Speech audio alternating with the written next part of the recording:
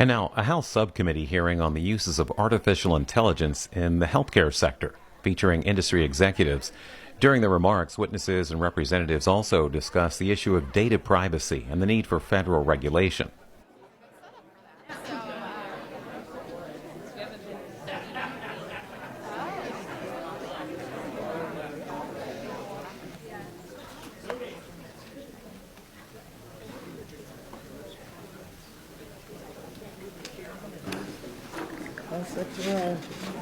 The subcommittee will come to order, and the chair will recognize himself for an opening statement for 5 minutes. I will spend my first little bit to say we had news on our ranking member, and we exchanged messages over Thanksgiving weekend. But what a wonderful lady! What a wonderful person, and someone who really puts this committee, this subcommittee, the institution of Congress, in first and foremost. So we have another year to work together. That's right.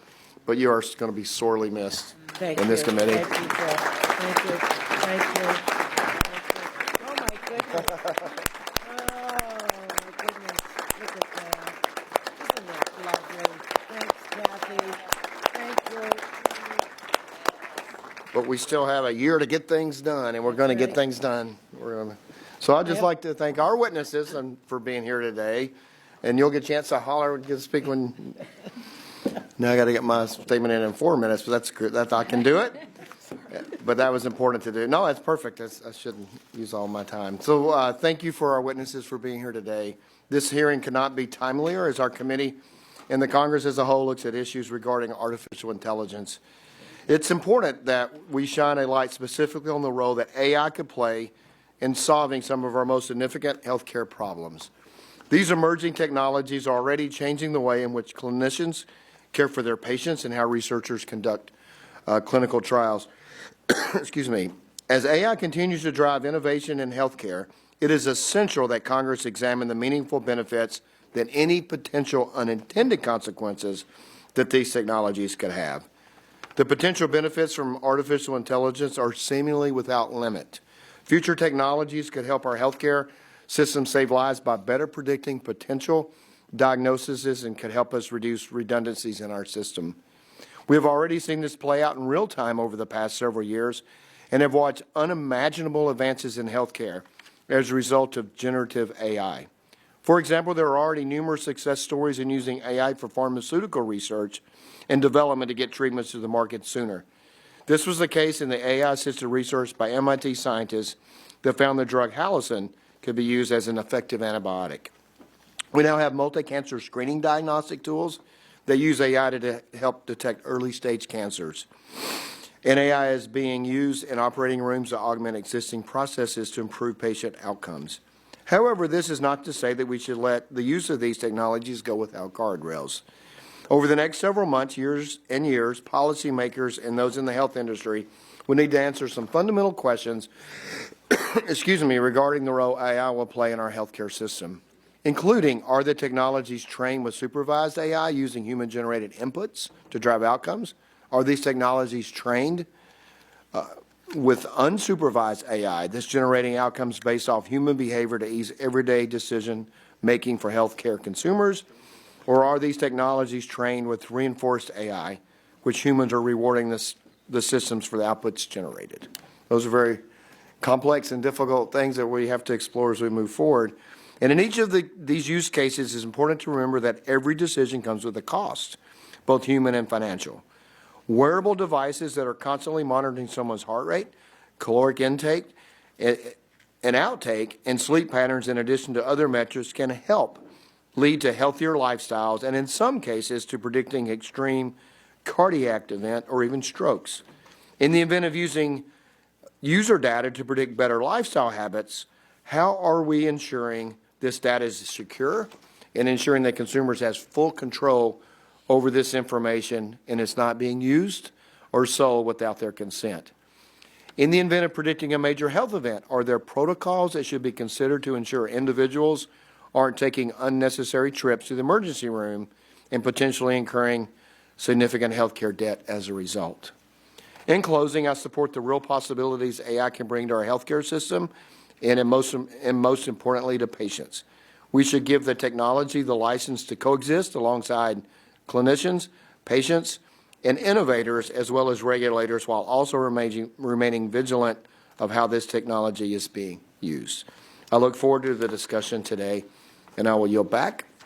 And to continue my praise for the ranking member, I will recognize the gentlewoman from California. And as I said, we have a year to work together. And when you were chair and I was ranking member, you treated me with most respect, and really appreciate. In the areas where we didn't agree, you challenged my thinking sometimes, and sometimes we had to move forward in different directions. Sometimes we couldn't, but it was always with the utmost respect. So with that, I will recognize the ranking member for 5 minutes for her opening statement. Well, thank you very much, Mr. Chairman. Your words mean a great deal to me, and I'm deeply moved and touched by the expression of all of the members of this subcommittee. You know how much I love this committee, and we've gotten so many important things done, gotten them over the finish line. Let's optimize our time and so that we can continue that tradition. So thank you to each one of you. You're all my friends, my fellow Americans, my fellow colleagues, and well, there's so much that I want to say. There aren't words to express how deeply, deeply grateful I am, and the messages that poured in. I've kept them all, and I reread them before I go to sleep at night, and they're really beautiful. It's like falling asleep on this magnificent cloud of goodwill. So thank you from the bottom of my heart. So here we are to discuss AI and healthcare. And the nexus between the two is really a very, very, very important one. It represents an incredible opportunity for our country, and it has the potential to make our healthcare system more efficient, improve patient experiences, and reduce burdens on physicians. And new ways to use AI in the healthcare setting are consistently in the news. I think all of you see this in your national clips as you read them at the end of every day. New York Times in October of this year, new AI tool diagnoses brain tumors on the operating table. Forbes in August of this year, AI is a game changer for toughest areas of drug discovery. The Wall Street Journal in November of last year, U.S.-backed researchers use AI to probe for weaknesses in drug supply chains.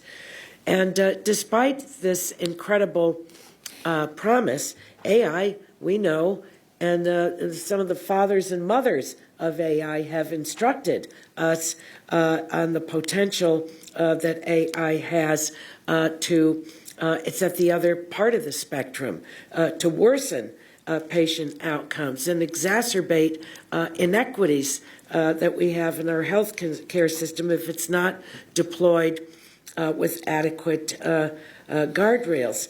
Earlier this month, reports found, and a lawsuit now alleges, that United Health Group, one of the largest insurers in our country, used an AI algorithm to wrongfully deny care to Medicare Advantage beneficiaries.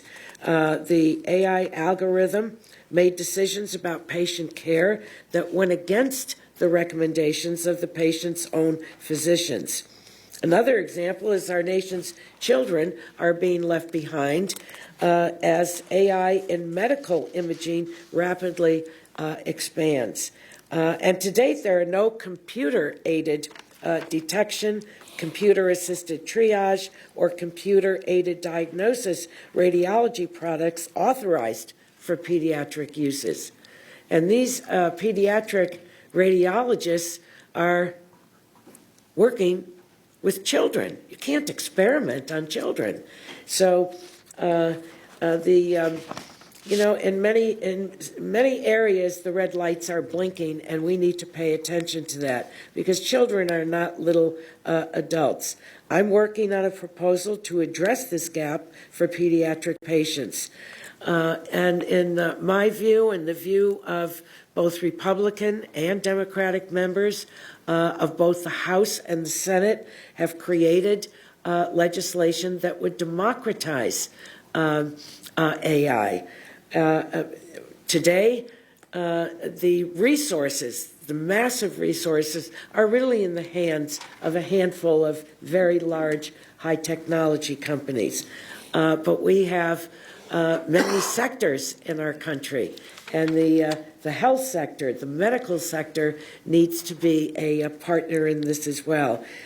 So this legislation, I'm so proud that there are members of this committee, including Mr. Obernolte, that are original co-sponsors of that legislation, and I would urge those of you that are not on it to take a look at it so that we can get that over the finish line in this Congress. So I'm pleased that the witnesses are here. I'm happy to be with each one of you, of my colleagues. I think that this committee can lead the effort on AI as it applies to healthcare. In fact, we must. I don't think this is, cum si, cum sa. It's not on the one hand, but on the other hand. We have to rise to this challenge, and I think that we have the capacity to do so. So thank you, Mr. Chairman, and I yield back. Thank you. The gentlelady yields back, and the chair will now recognize the chair of the full committee, Chair Rogers, for 5 minutes for an opening statement. Thank you, Mr. Chairman. First, my heartfelt warm wishes to the ranking Democrat, Anna Eshoo. You know, she's been a trailblazer for so many members, including me, and I'm grateful for your outstanding leadership and your friendship these years. This is now the fourth hearing that the Energy and Commerce Committee has held across our subcommittees on the subject of artificial intelligence. Artificial intelligence has the potential to transform every aspect of our lives, for better or for worse. It's critical that America, not China, is the one addressing AI's challenges and leading in this technology's development and deployment. The best way to start is by laying the groundwork to protect people's information with a national data privacy standard. This is a foundational first step towards a safe and prosperous AI future in healthcare and beyond. I look forward to continuing to discuss how we can improve privacy protections for Americans as we incorporate AI tools into our lives. And I'm proud of each of our subcommittee chairs for leading on this important issue. AI has a unique role to play in the future of healthcare. AI could help find the next breakthrough cure or improve our ability to catch deadly diseases earlier. And we're already seeing that artificial intelligence can be used to aid in the assessment of medical imaging, which one of our witnesses will discuss in detail. Additionally, AI is reducing administrative burdens on healthcare providers. We've all heard from providers in our districts about the burden of necessary but cumbersome paperwork, how often this leads to burnout for doctors and nurses, and how it eats up time that they could be spending providing actual patient care. For just about my entire tenure in Congress, one of the top issues that we have struggled with has been finding ways to cut paperwork and redundancy in our healthcare system so that we can let doctors do what doctors do best, treat their patients. For years, we've nibbled around the edges of this issue, but the future of AI could be transformative and will hopefully let doctors be doctors instead of administrative staff. We'll hear more from Dr. Schussler from HCA on how this is being tested out in hospitals. To be clear, AI will not solve all the problems with America's healthcare system. One concern we have frequently heard is the potential of human biases to be implicitly baked into AI technologies. The first piece of healthcare legislation that this committee advanced this year was my bill to ban the usage of quality-adjusted life years, or QALYs, which are discriminatory measures that are used by federal payers to deny health care services to people with disabilities and chronic illnesses. If AI is reliant on QALYs or other similar measures when assisting in clinical decision-making, our most vulnerable will be left behind. No one here wants to advocate for discrimination, and we need to be conscious of how federal programs and AI technologies incorporate these types of biases and what we should be thinking about in this area. I'll close by saying that I am optimistic about these technologies. I think these technologies can make a difference in the lives of patients, and this committee needs to lead the way in supporting innovation. For America to lead, we must strike the right balance with AI, one that gives businesses the flexibility to remain agile as they develop these cutting-edge technologies, while also ensuring responsible use. A national standard for the collection and handling of data will provide businesses, healthcare providers, and every American with clear and understandable protections wherever they are.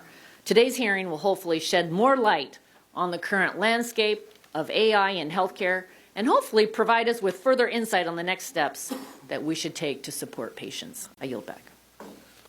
The gentlelady yields back. The chair will now recognize the gentleman from New Jersey, Ranking Member Pallone, for 5 minutes for an opening statement.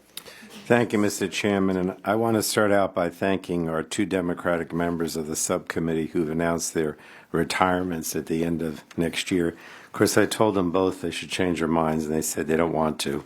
But let me start with Ranking Member Eshoo, who served as the top Democrat on the subcommittee for the last 5 years, including 4 years as chair, and she led the subcommittee through the COVID-19 pandemic. She played a critical role in our successful efforts to reauthorize user fees and to create ARPA-H, but that's just in the last session. She's been so much involved in all healthcare issues on this committee for a long time. But I also think a lot of you don't know that I've worked with Anna even before the Energy and Commerce Committee, and she's played a critical role outside of the committee in many ways, particularly with Armenian causes. If it was not for Anna, the House would never have recognized the Armenian genocide, which was such an important thing in the history of Armenians, that happened and that we did that.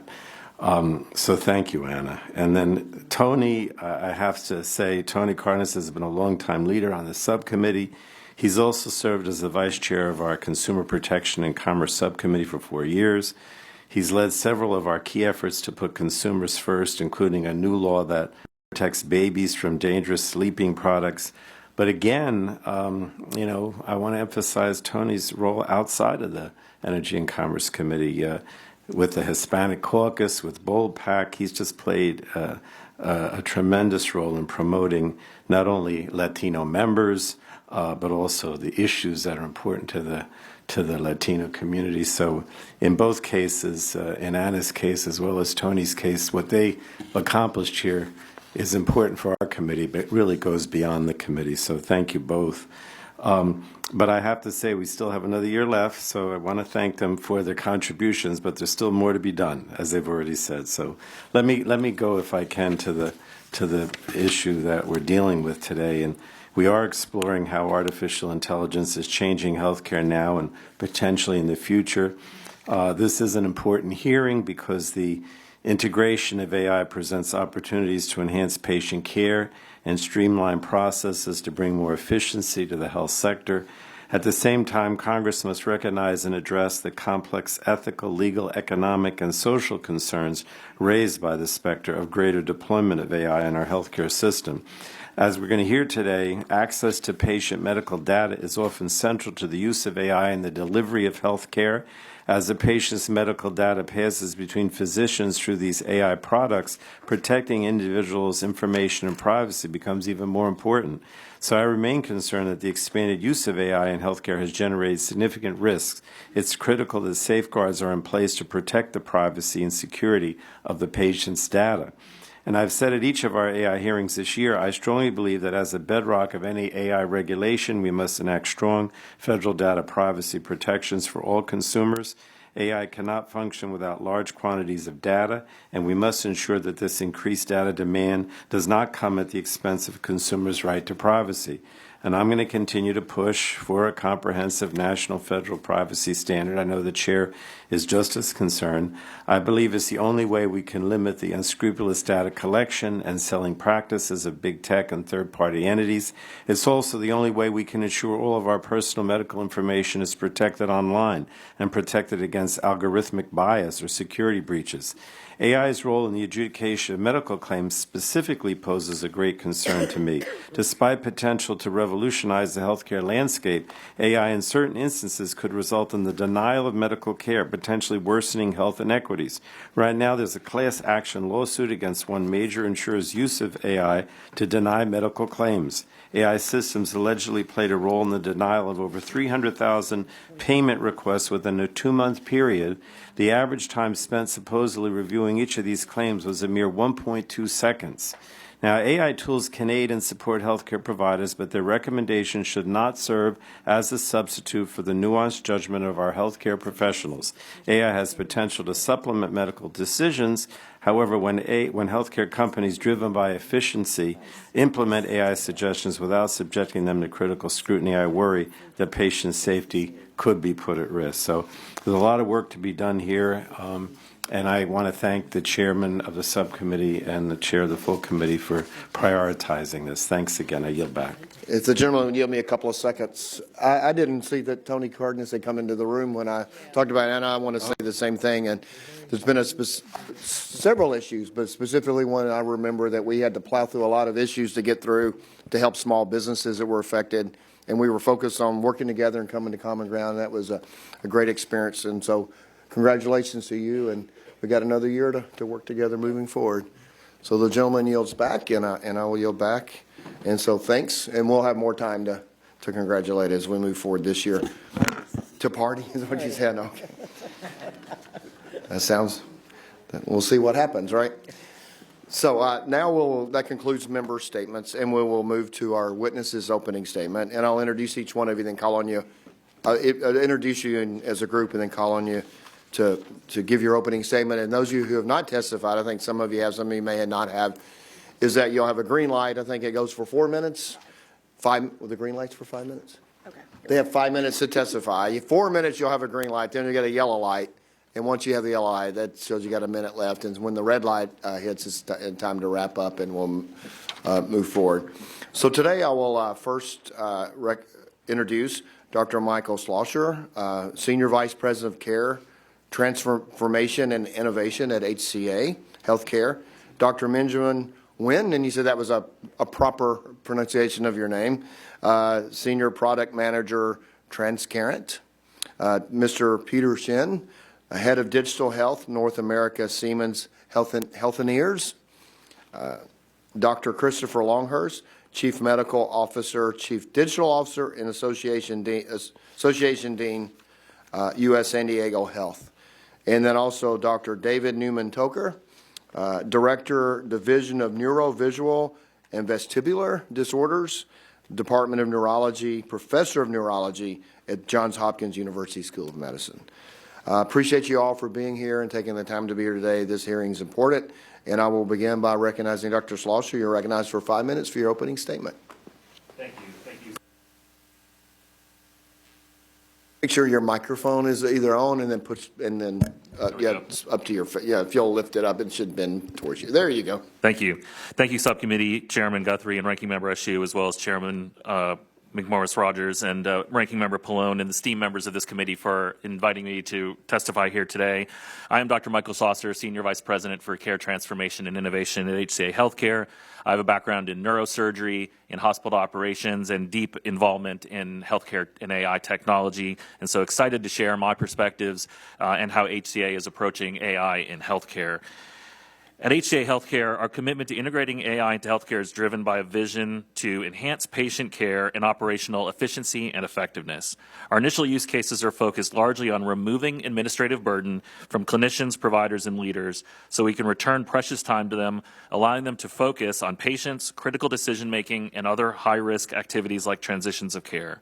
Allowing these colleagues to function at the top of their license will create expanded healthcare workforce with the time and tools to deliver a superior standard of care. To achieve these goals, our first step was to develop a responsible AI program involving a robust governance structure to ensure our AI applications are fair, robust, accountable, and continuously evaluated for safety and effectiveness. The stated goal of the program is to both govern and enable the use of AI across our organization, ensuring the technology is used responsibly, but also ensuring we take full advantage of these innovations and the benefits they can provide to our care teams and our patients. When it comes to privacy and security, We have several decades of experience in protecting patient data that has positioned us well to meet the challenges of deploying AI in a secure and private manner. Building on our experience managing patient data under the HIPAA standard, we ensure that all our AI applications adhere to these stringent standards. Patient data and the output of any AI model that could include protected health information about our patients, as well as the models themselves, are all protected in the same way. Private and secure is also a key feature of our responsible AI program. Finally, we are deploying a new data architecture to support our AI agenda, which focuses on de-identified data sets as the primary source of training data. This allows for the use of large data sets to develop models in advanced analytics without having to expose individual patient PHI. Another safeguard that we have implemented is a human-centric approach to AI. In all our AI applications, we emphasize a human-in-the-loop approach. This ensures that when we leverage AI for efficiency and accuracy, we do not compromise on safety and responsibility.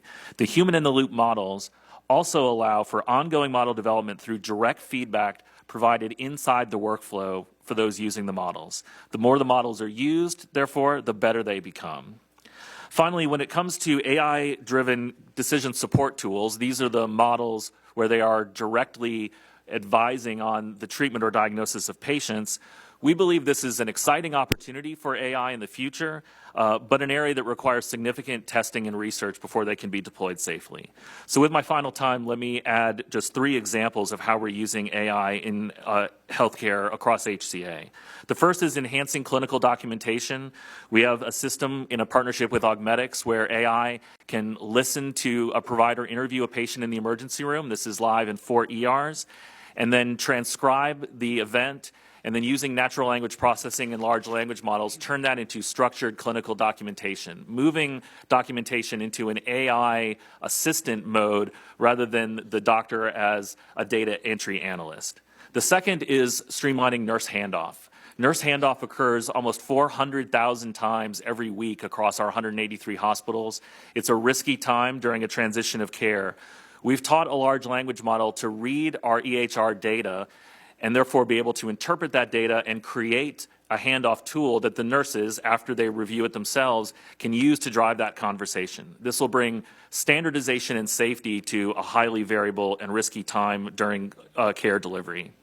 Finally, we're using AI for staffing and scheduling. We've taught an AI algorithm to understand the data surrounding how our care teams are deployed in our hospitals. Care teams are our most valuable resource, and ensuring we have the right team in the right place at the right time with the assistance of an AI algorithm is proving to be able to create more balanced, fair, and equitable schedules for our care team members. So in conclusion, at HCA Healthcare, we are dedicated to exploring and leveraging AI to enhance patient care and experiences, improve operational efficiency, and uphold the highest standards of privacy and security. We are committed to ongoing dialogue with Congress and with the subcommittee to help ensure the pathway forward provides all the opportunities that our patients deserve. Thank you. Thank you for your opening statement. The chair now recognizes Dr. Nguyen. You're recognized for 5 minutes for your opening statement. Thank you. Thank you. Chairman Guthrie. Oh. Point it up towards you. How's that? Better? Oh, that's why. Can you hear me now? Okay. All right. Thank you. Chairman Guthrie, Ranking Member Eshoo, Chairwoman McMorris-Rogers, and Ranking Member Pallone, distinguished members of the committee, it's my pleasure to appear before you today to discuss how artificial intelligence is changing healthcare. And my name is Dr. Benjamin Nguyen. I'm a senior product manager at Transcarent, leading our AI team, which is tasked with expanding the Transcarent affiliated clinic suite of AI tools while maintaining the highest standards for patient safety. I've worked at the intersection of technology and care delivery throughout my career, with a special focus on artificial intelligence. Transcarent was founded to make it easy for people to access high-quality, affordable healthcare and to offer greater choice and control for healthcare consumers, our members, and employer-sponsored group health plans, our clients. Transcarent is not a standalone health plan. Rather, our services make the healthcare journey for our 4.4 million members a more informed and easy one. We help make their existing medical plan easier to understand and use. Our platform is personalized for each member, guiding them to appropriate care. We offer access to physicians, on-demand care teams, and a connected ecosystem of in-person and virtual care point solutions. Our affiliated virtual clinic provides chat and video-based telemedicine visits for a wide spectrum of urgent and primary care needs. And in the face of significant demand for virtual care, we use AI tools to improve the experience for our members while reducing the administrative burden on clinicians. When a patient comes to the virtual clinic, an AI assistant immediately begins to gather information from them about the reason for their visit, so that by the time the clinician greets the patient, they have a detailed and relevant summary of the patient's symptoms and history. They can spend their time discussing the diagnosis, treatment decisions, and follow-up care with the patient. AI is already helping these clinicians reduce the administrative burden and frees them up to spend more time on the patients who need it the most without replacing their clinical judgment. But I want to paint a picture for how next-gen AI, used thoughtfully, can transform the way patients experience healthcare. Imagine a single mother for whom English is a second language with limited health literacy. For us, maybe the 10 to 15-minute doctor visit is enough, but she may need 30 to 60 minutes to ask all the questions she rightfully has about her son's care, and there's nothing wrong with that. But current constraints make this kind of engagement very challenging in a modern medical practice. There are patients in the waiting room, and there aren't enough practitioners. But thoughtfully built AI systems using next-gen technology can help. Imagine an AI chatbot built in partnership with clinicians that can simplify information to her level of comfort or even fluently translate into any language she prefers. In this very near future, she can spend as much time as she wants and needs to.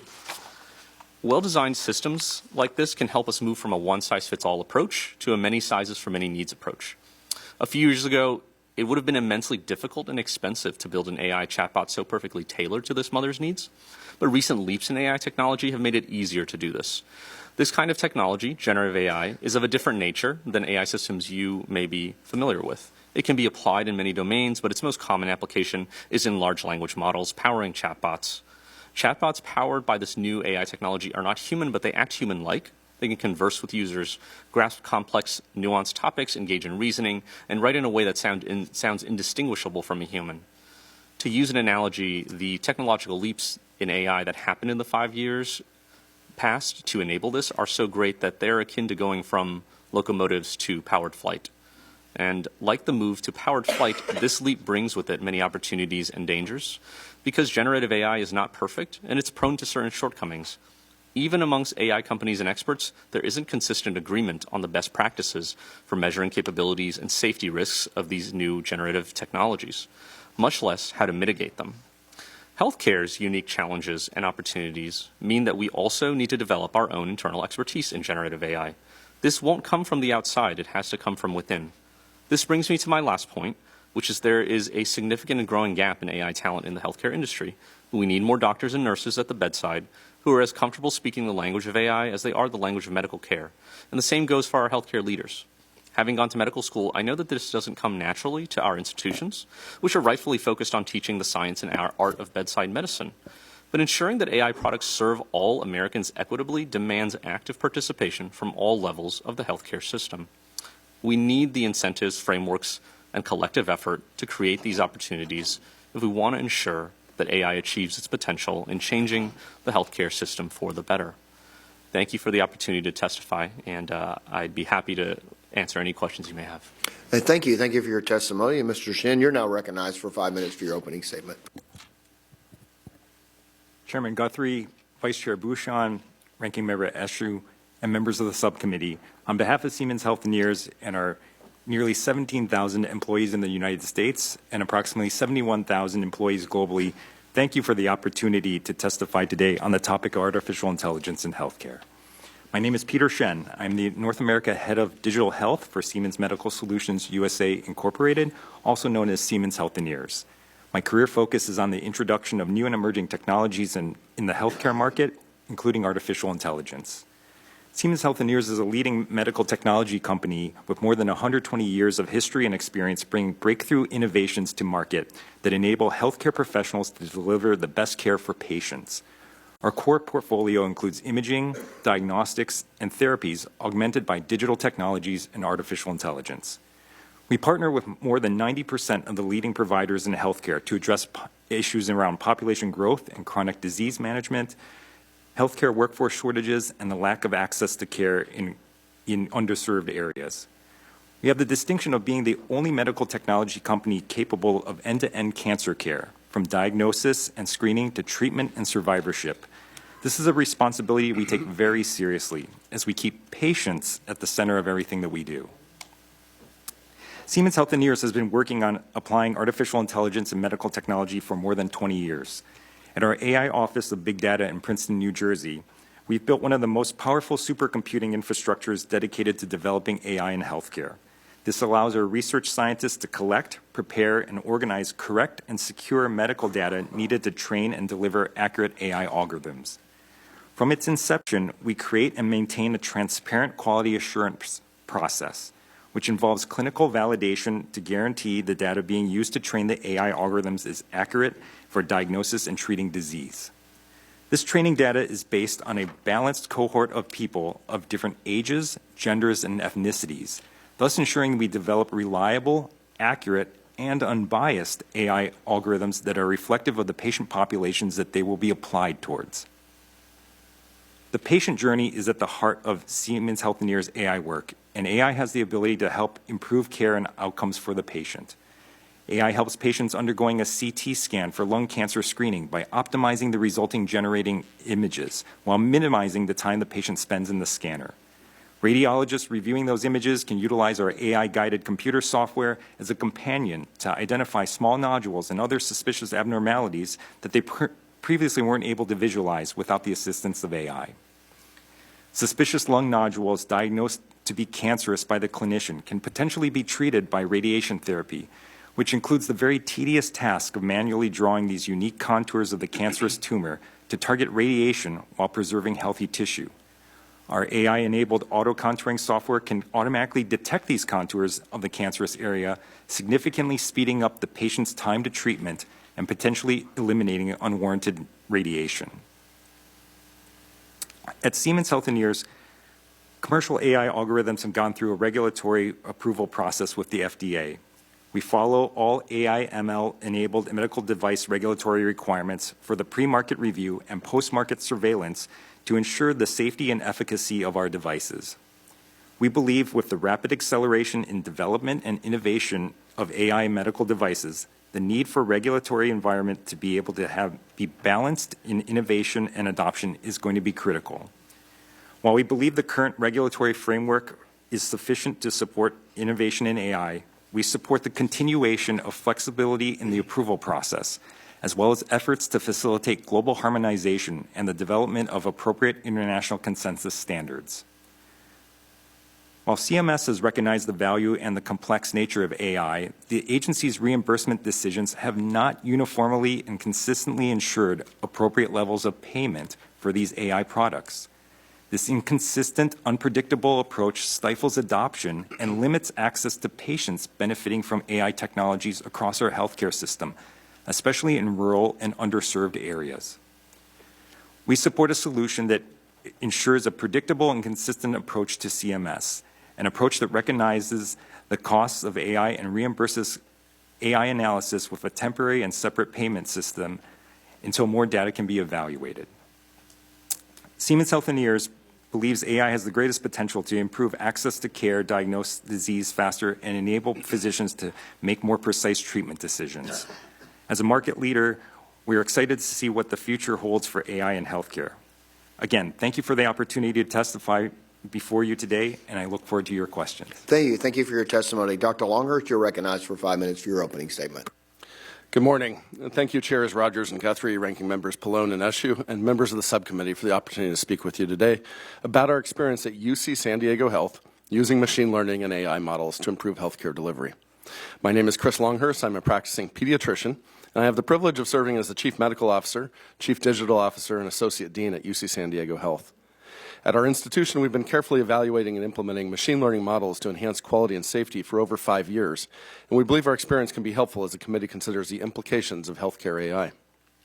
As a leader at the intersection of care delivery and technology, it has been disappointing to see so little progress in patient safety over the last 2 decades, with a recent study from Boston suggesting that 1 in 4 patients admitted to the hospital continue to experience an adverse event, many of which are preventable.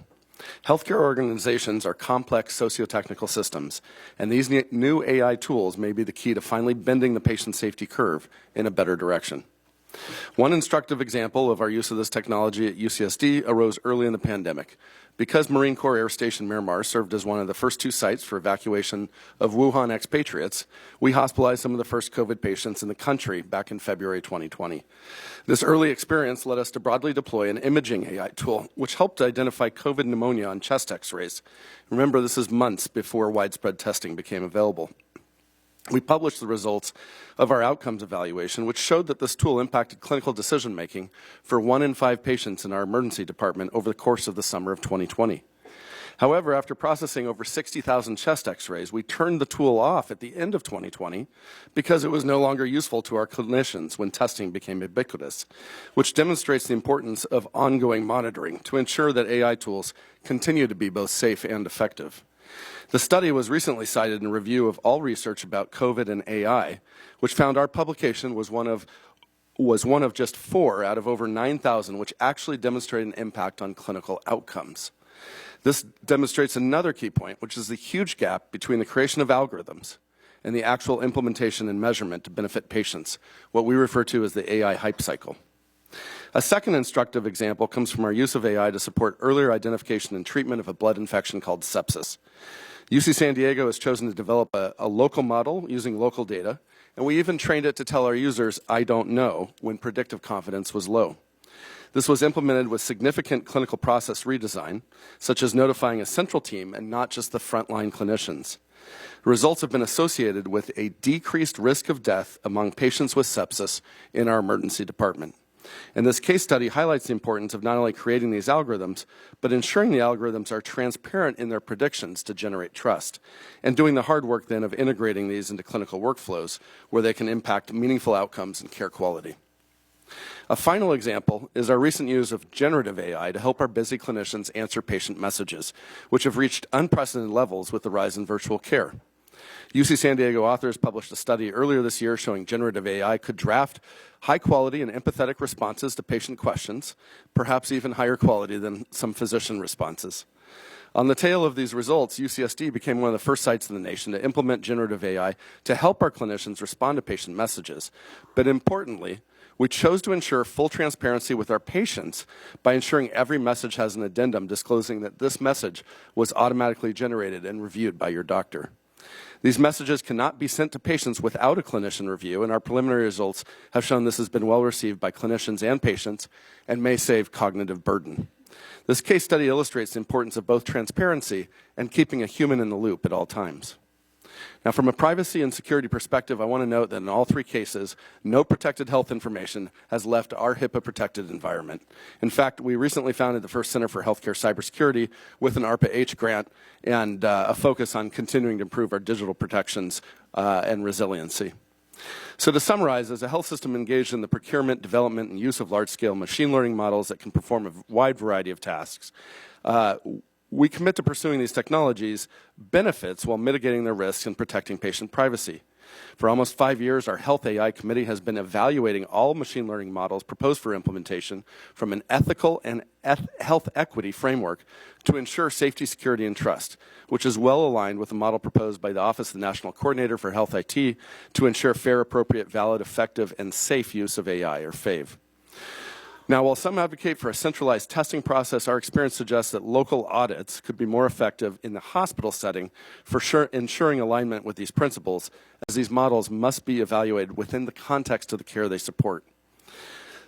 Finally, with the generous support of Joan and Irwin Jacobs Center for Health Innovation, we see an opportunity for moving this industry forward together, engaging with you and the administration on responsible AI use. I look forward to answering any questions you may have. Thank you. Thank you. We appreciate your opening statement. And the chair now recognizes Dr. Newman-Toker. 5 minutes for your opening statement. Chairman Guthrie, Ranking Member Eshoo, and members of the committee, thank you for the opportunity to address Congress on this critically important topic of artificial intelligence in healthcare. My name is David Newman-Toker, and I'm a physician scientist with doctoral level training in public health and a research focus on improving medical diagnosis, including the development and deployment of novel diagnostic technologies such as AI.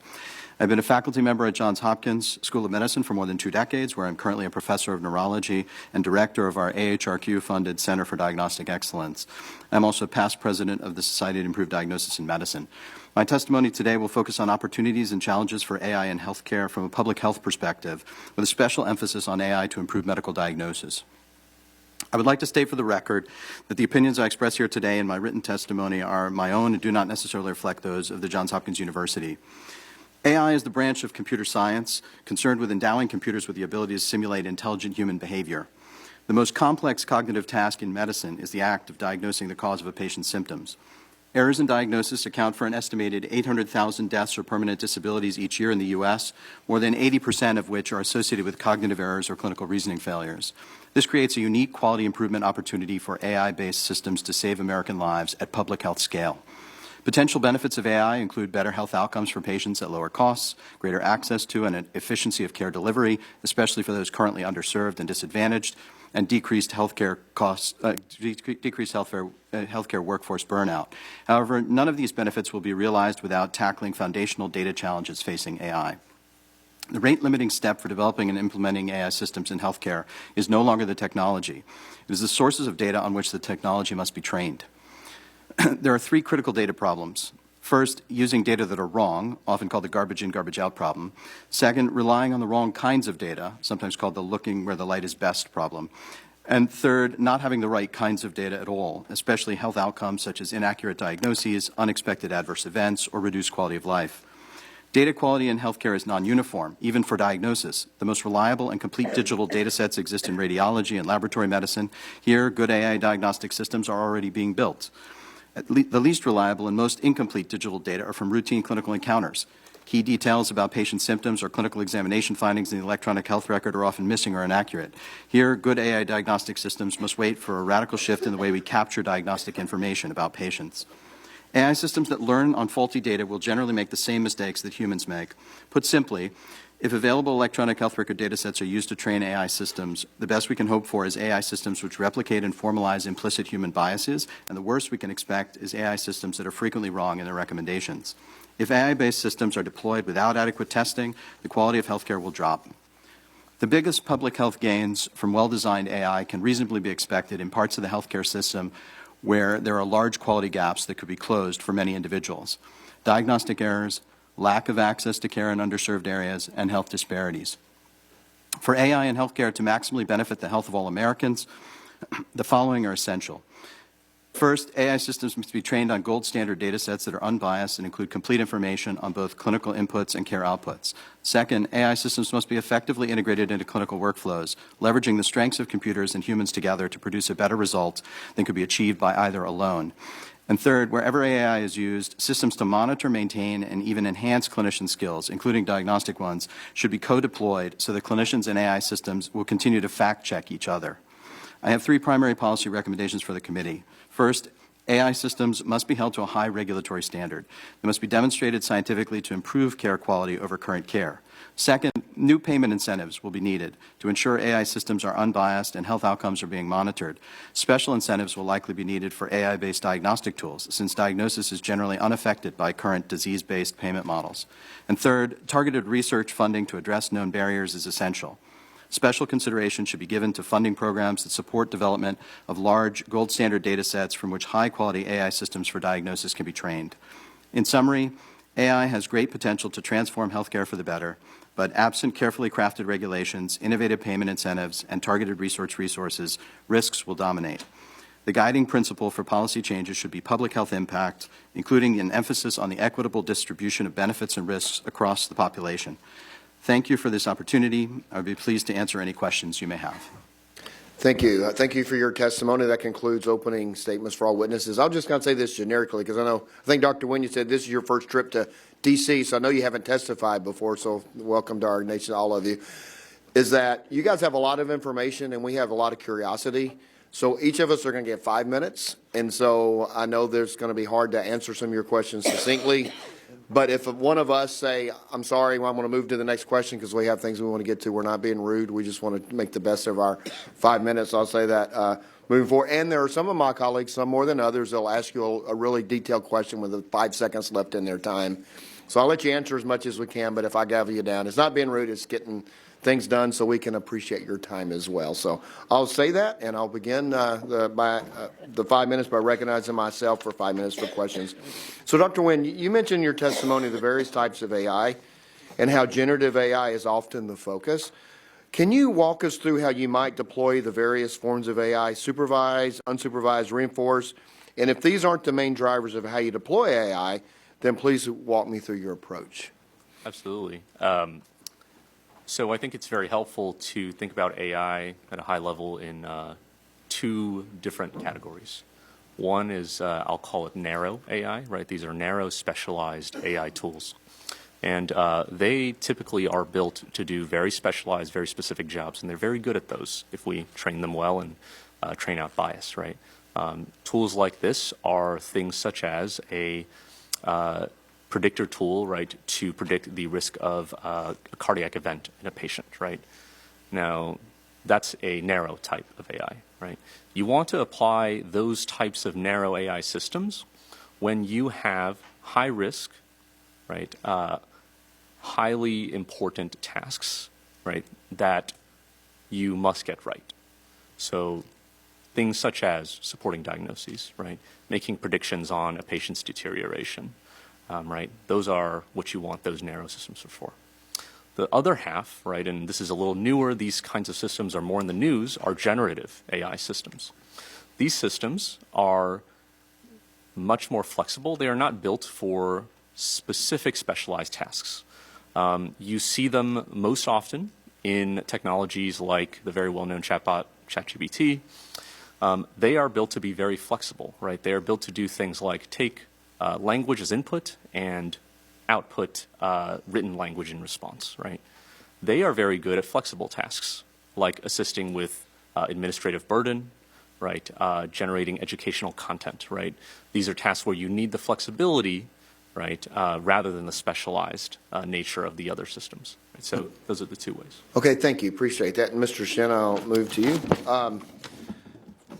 For health care, especially ensuring that patients, there are guardrails in place for AI.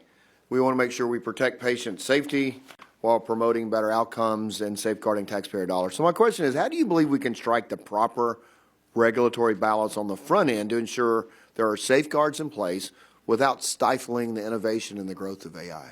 Yeah, thank you very much for the question. As it relates to our work with the FDA, our algorithms go through a regulatory process with the FDA. We follow all the AI and machine learning enabled medical device regulatory requirements for both pre-market review and post-market surveillance to make sure that those solutions are safe for patients and effective for them as well. We also have regular dialogue with the FDA regarding AI and machine learning and provide feedbacks on ways that they can ensure the continued safe and effective application of these technologies. I think also what is a great example is that we worked very closely with the FDA on implementation of the predetermined change control plans for AI, and I thank this committee as well for their support in this particular effort. Those help us ensure that we can continue to innovate in this area while having the right regulatory components in place. At the same time, I think where the challenge is right now is around adoption of artificial intelligence, and for providers and physicians to take advantage of all the great benefits that myself and the other colleagues here have talked about here.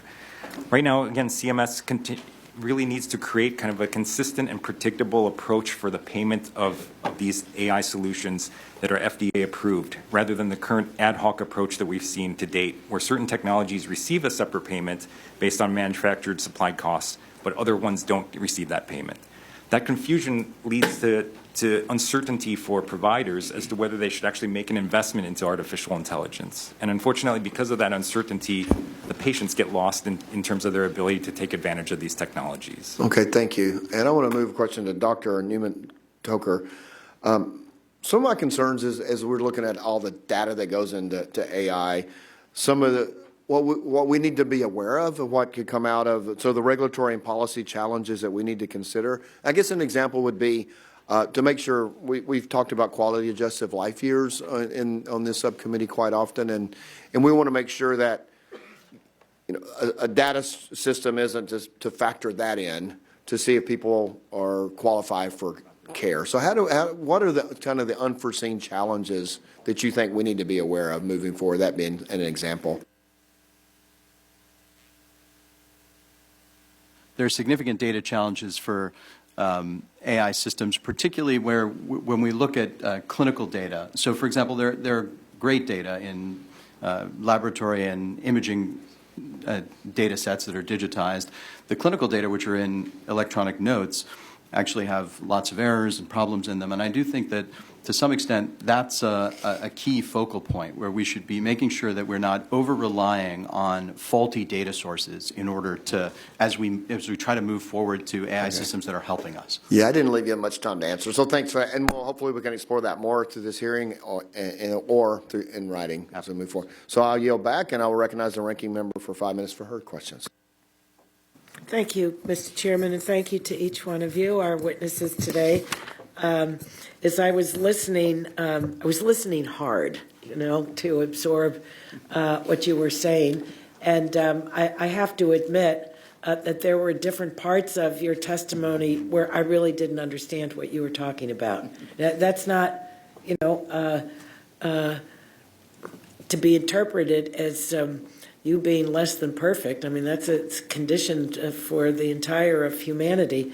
But I think that we're really very hungry to hear in pedestrian terms, if you'll excuse that terminology, exactly how this is going to work and how you think it's working now.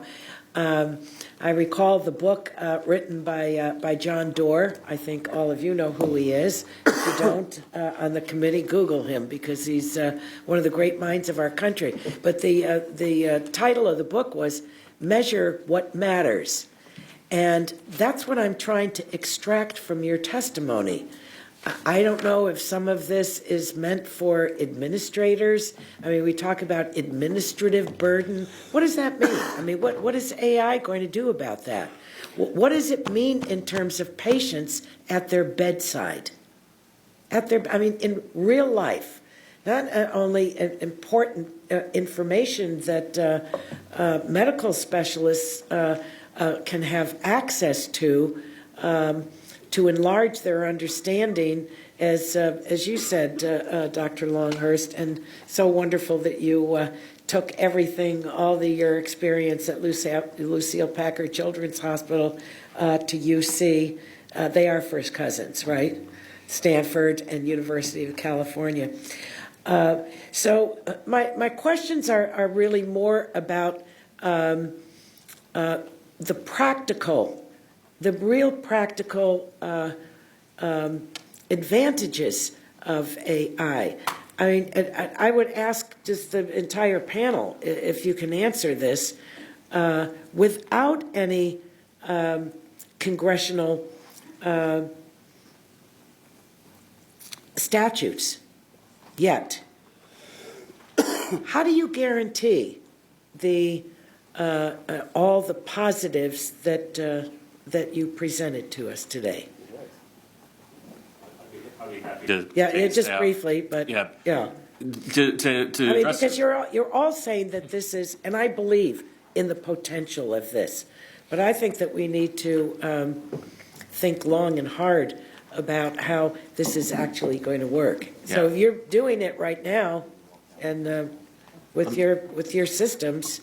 Let me see if I can briefly give you a very factual answer. So when we say administrative burden, we're talking about the anywhere between 25 and 50% of time during a day that a clinician, a doctor, a nurse spends on activities that don't directly relate to patient care. They're entering data into a system. They're searching for data in multiple different systems. They're bringing all that information together. They're writing it down. They're organizing it. They're communicating with other physicians, with pharmacy, with the other departments in the hospital. All of that just so they can have the right information and be able to make good decisions for their patients. That's a space that AI, in particular large language models, is almost custom built for, where it can become an assistant. So are you using it today? Yeah. And having measured what matters, what's the outcome? Yeah. What are your doctors saying? So, does it reduce their burdens by 50%, 20%, 5%? What are they saying? So What are they telling you? for our ER doctors, for example, that are using this to help with their documentation, yeah, they're seeing, at upwards of 20, 30% of their time returned to them so that they can focus on patients, so they can spend more time with the patient, communicating with the patient, and not having to do the documentation themselves. Mm-hmm. Anyone else? I think there's an important distinction to be made between the direct benefits of AI to patient health and that sort of indirect benefits. What we've been discussing is sort of the indirect benefits of having additional time with, less time for clinicians spent on unnecessary tasks and more time spent on the task at hand of taking care of the patient. I think the future of AI that we want to look towards is one where AI is actually helping improve health for patients directly through, for example, the prevention of medical errors. Absolutely. By improving the accuracy of diagnoses and improving the accuracy of the application of correct treatments, avoiding adverse events from mistakes made in the delivery of healthcare. And I think those are the kinds of things that you're getting at when you talk about measures that matter. We want to improve patient health through Is AI. it happening now? I would say that it's not happening at that level as yet, but it's a place where we need to focus our attention. Well, you all are going to get my specific other questions that I had planned to ask, but went right off script. So thank you for your testimony today and for, the expertise that you're bringing to this. We need it, and I hope that you would all weigh in some way, shape, or form about the CREATE Act. I'd like to know where you are on that. I think it's important for us to pass it. Thank you again. Thank the gentlelady yields back. Chair recognizes Chair Rogers for 5 minutes for her questions. Dr. Schossler, as you may know, this committee has worked on a national data privacy standard, and I believe that that's the first step that Congress should take as we think through the guardrails that are needed in regard to artificial intelligence. Your testimony states the importance of data privacy in using and developing AI in healthcare. Would you share any comments on this issue and the importance of privacy in artificial intelligence? Yeah, privacy is critical to everything we do with patient data, even prior to the advent of artificial intelligence. And as a healthcare provider, we've been operating under the HIPAA standard now for decades, and I think that's actually given us a great roadmap to understand how to do a really good job in protecting our patients' data. AI strategy is a data strategy. The two are intrinsically linked, and so we need good quality data, diverse data sources, large data sets to train and fine-tune these models. And so we have to think about both sides of this, which is how do we keep the data private and secure, which I 100% agree we need to, but also do it in a way that enables us to use the data to train these models, to get smarter, to get better. If we want to achieve the outcomes my colleagues and I have mentioned, the data is the fuel for that. So we completely agree that that data has to be kept private and secure. We obviously would be happy to work with the committee and yourself on the approach to data privacy you mentioned in that act. But I would just add that I think as a provider, we have a lot of deep experience in how to do this and a lot of insight into how to do this well. And AI now is just another software application that we have to put under that umbrella of HIPAA so we make sure that we continue to protect our patients' data the way we have. Thank you. Mr. Shin, recognizing the growing interest in medical products that incorporate AI, it's critical that FDA keeps pace with how these innovative technologies are being utilized and the benefit and risk involved. FDA must ensure patients and providers have timely access to safe and effective products while facilitating innovation by providing industry with predictable regulatory pathways and rules of the road. Can you discuss how FDA's current regulatory process works for AI-enabled medical technologies, and are there any improvements in mind? Thank you for the question, Chairwoman. So as it relates to the FDA actually provides several different pathways for AI solutions to go get their regulatory approval. And these pathways include different rigors that are available there to be able to prove, for organizations to prove that they're both ethical, safe, and secure in terms of how they're treating the patient data, and then also how that application is going to be applied towards the patient population going forward. So in fact, the way that the construct that the FDA has today actually provides good ways for how software can be updated and AI algorithms can be updated going forward. Where we see some of the challenges as it relates to regulation is not in terms of the approval of FDA solutions, but as mentioned earlier, the adoption of these FDA solutions and leveraging things like CMS to be able to provide ways to encourage adoption of AI solutions amongst the different providers that are mentioned here. Thank you. I wanted to ask each of you, in the time remaining, to speak to this question, because AI is being used in different fields to improve healthcare for patients, and we hear the examples of improved diagnostics, better care for providers, and as we move forward and continue to incorporate AI in healthcare, it's going to be important to make sure that providers and patients are aware when decisions involve AI. So just starting with Dr. Schussler, would you just speak to what Congress should be thinking about in this regard to make sure that it isn't lost as AI technology continues to evolve? Well, I would comment that transparency is incredibly important when it comes to AI in general, across all use cases, that patients and providers deserve to understand exactly when AI is being used, what data sets were used to train it, what decisions it's being enabled to make. I think that's foundational to an AI strategy. Thank you. Dr. Nguyen? Absolutely. I think it's of the most paramount importance that patients always have the right to understand who is treating them, and if AI is involved, right? Okay. There must be transparency around the use of those tools. Providers as well must understand the limitations of those tools. Okay. Mr. Shin? Yeah, I would add to the transparency topic, it's not only transparency in terms of how the AI is created, but also transparency in terms of understanding how the AI has derived its clinical decision. So being able to educate the users of the AI to understand how is the AI actually making this clinical decision or clinical recommendation. Thank you. Thank you. Well, thank you, everyone. Unfortunately, my time has expired, so I'll have to look for another opportunity to get the input from the rest of you. Thanks. I yield back. Thank you. The chair yields back, and the chair recognizes the ranking member for 5 minutes for his questions. Thank you, Mr. Chairman. My questions initially of Dr. Longhurst.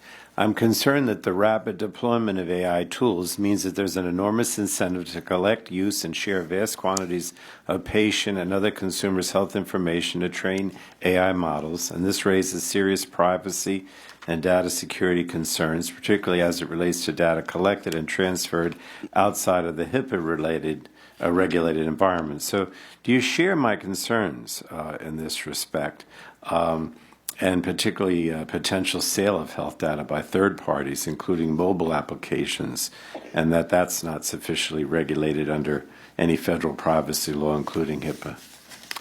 Thank you, Ranking Member Pallone, for the great question. We absolutely share your concern. As Dr. Schlosser just described in his points, commitment to transparency is key. Transparency requires privacy. Health systems and payers who have been subject to HIPAA for over 2 decades now understand what that means. But these third-party apps that are collecting health information directly from consumers are not today subject to HIPAA, and that is deeply concerning to us as an industry, that there are growing databases of patient data provided, in many cases by patients themselves, that will be unwittingly and inadvertently used for other purposes. All right, so let me ask you, in your testimony, you mentioned several examples of AI tools used at the University of California, San Diego. Do you know what data was used to train those tools, and was it all data protected by HIPAA? Yeah, thank you again for another great question.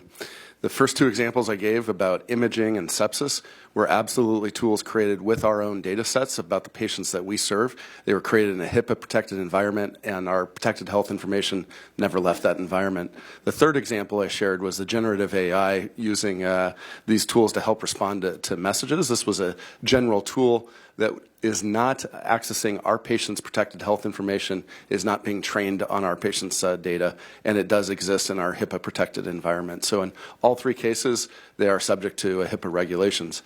But as you point out, these third-party consumer apps which collect data directly from patients are building databases and creating algorithms without that level of transparency or data protection. Well, thank you. Let me go to Dr. Shen from Siemens. You've testified about the vast amounts of medical data needed to train the tools, the AI tools that Siemens is creating. Is all the consumer data that you use to train those tools regulated under HIPAA?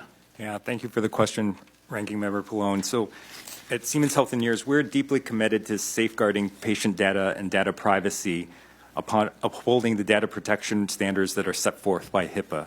I think it's essential to recognize that the data that's utilized to train these algorithms goes through a rigorous process of de-identification. So we actually use methods to remove all personal identifiable information, or PII, and any protected health information as well. And that's all done prior to doing any sort of AI algorithm training. And that ensures that all of that data security and privacy is respected for that patient.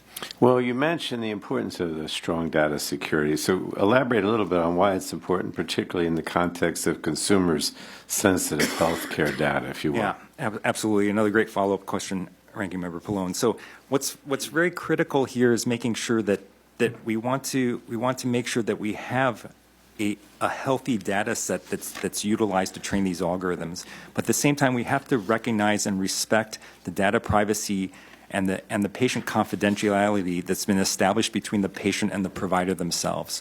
So when we work with our clinical partners to utilize data for algorithm training, we respect those legal constructs that are already in place with the different providers that are there. On top of that, what we do within Siemens Healthineers is we also make sure we double check that the data that we receive that has been said to be de-identified, we double check that data is truly de-identified. So we go through the extra rigor to make sure that data has been removed of any PII or PHI that's there.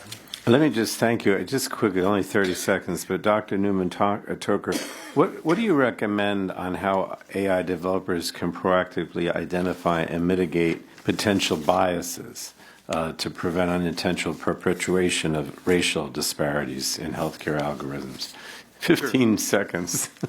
I'll just say that there are reasonable questions about how best to address genetic differences in human physiology that may correspond to macroscopic racial groups.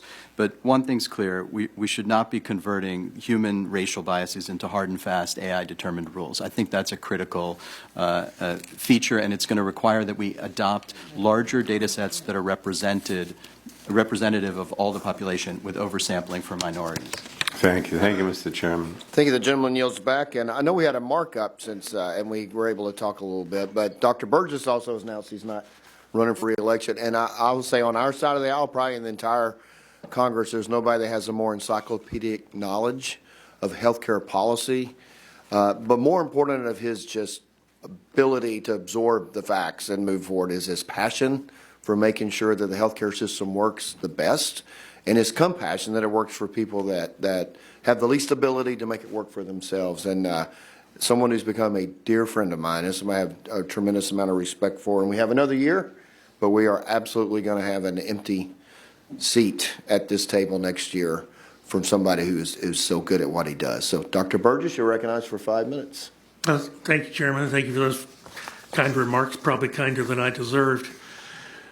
When you look at AI in the context of the existing ecosystem, if I can use that word, in healthcare, it's not new and it's not unique. We've all had some experience with it, and like anything in healthcare, there's rarely a day that goes by, or there is never a day that occurs where someone comes into me and says, I don't think we're regulated enough in healthcare. So I want to balance those two things. But we do need to be sensitive in finding a balance when we discuss improving the regulatory process and make sure that innovation is not clobbered in the process. So let me ask Dr. Schlosser and Mr. Shen both this question. If you could discuss the importance of clarifying the role of AI as a support tool rather than a primary factor in decision making, and sort of extrapolate on what makes this distinction so significant in practice. Yeah, thank you for the question. And I think this is an incredibly important distinction. The concept of human in the loop, which I mentioned in my testimony, I think is a critical safeguard that we can use that will allow us to accelerate the use of AI and learn more about the capabilities of these tools, in particular these new versions of AI, the large language models, but do it in such a way that we still have a trusted physician or clinician between that AI model and the patient who ultimately is impacted. So the tool becomes an assistant that can provide decision support, advice, summarize data, bring new insights, but we rely on that physician or clinician to be the ultimate decision maker for that patient. And I think that gives us a level of safety that will allow us to continue to experiment and understand how to use AI going into the future. Very good, Mr. Shin. Yeah, thank you, Congressman Burgess. And just to echo what Dr. Schlechter said, we also believe that artificial intelligence is here to be a companion for the clinician. So we fully understand the value of the patient-clinician or the patient-doctor relationship there. And what we want the AI to do here for that clinician is to provide more information, more context for that clinician to make that more informed diagnostic decision or that more personalized treatment decision for the patient. So we're not looking for AI to actually replace what that clinician is trying to do from a diagnosis or therapeutic standpoint, but actually to help inform that clinician to make that more informed diagnostic decision or that more personalized treatment decision. We don't have time to get into it in this hearing, but I also hope, and I may ask you this to respond in writing, where the technology will lead to long-term savings. Because of course, we have to be concerned about the debt deficit, and the healthcare spend is one of the primary drivers there. But Mr. Shen, staying with you, what has your experience been like? And I know Chairman Guthrie asked you this a little bit, but you got to work with Center for Medicare and Medicaid Services, and they make coverage determinations and reimbursement determinations. So how's that been working out for you? Yeah, we've been working very closely with CMS to try to determine, again, what is the appropriate reimbursement as it relates to artificial intelligence. And I think where we see the biggest concern, again, is around the adoption of these AI solutions. And what we're hearing from providers and from physicians is that they have this strong desire to want to adopt these AI solutions because of all the great benefits that we've talked about here this morning. The challenge, again, is that the uncertainty on whether if they make an investment in AI, the uncertainty on whether they will receive any reimbursement or not coming back for that investment. There's just inconsistency coming from CMS today. Yeah. This is a safe space. You can talk about CMS all you want. We won't tell a soul. Dr. Wynn, let me just ask you, Dr. Schlosser went into some detail in his written testimony about the large language model that he's using, and then you talked about a generative model for large language models, and I just wonder if it's possible to set down the patient interaction in iambic pentameter, which after all is the language of Shakespeare. That's what you referenced in your written testimony. Yes, just to clarify, are you asking if it is possible to set down the patient experience in iambic pentameter using these models? Well, I was just intrigued by your statement, using the language of Shakespeare. So let's focus a little bit on drug development. Is there a place where this can play a role in drug development? Yeah, absolutely. Drug development is a very complex process, right, involving many moving parts.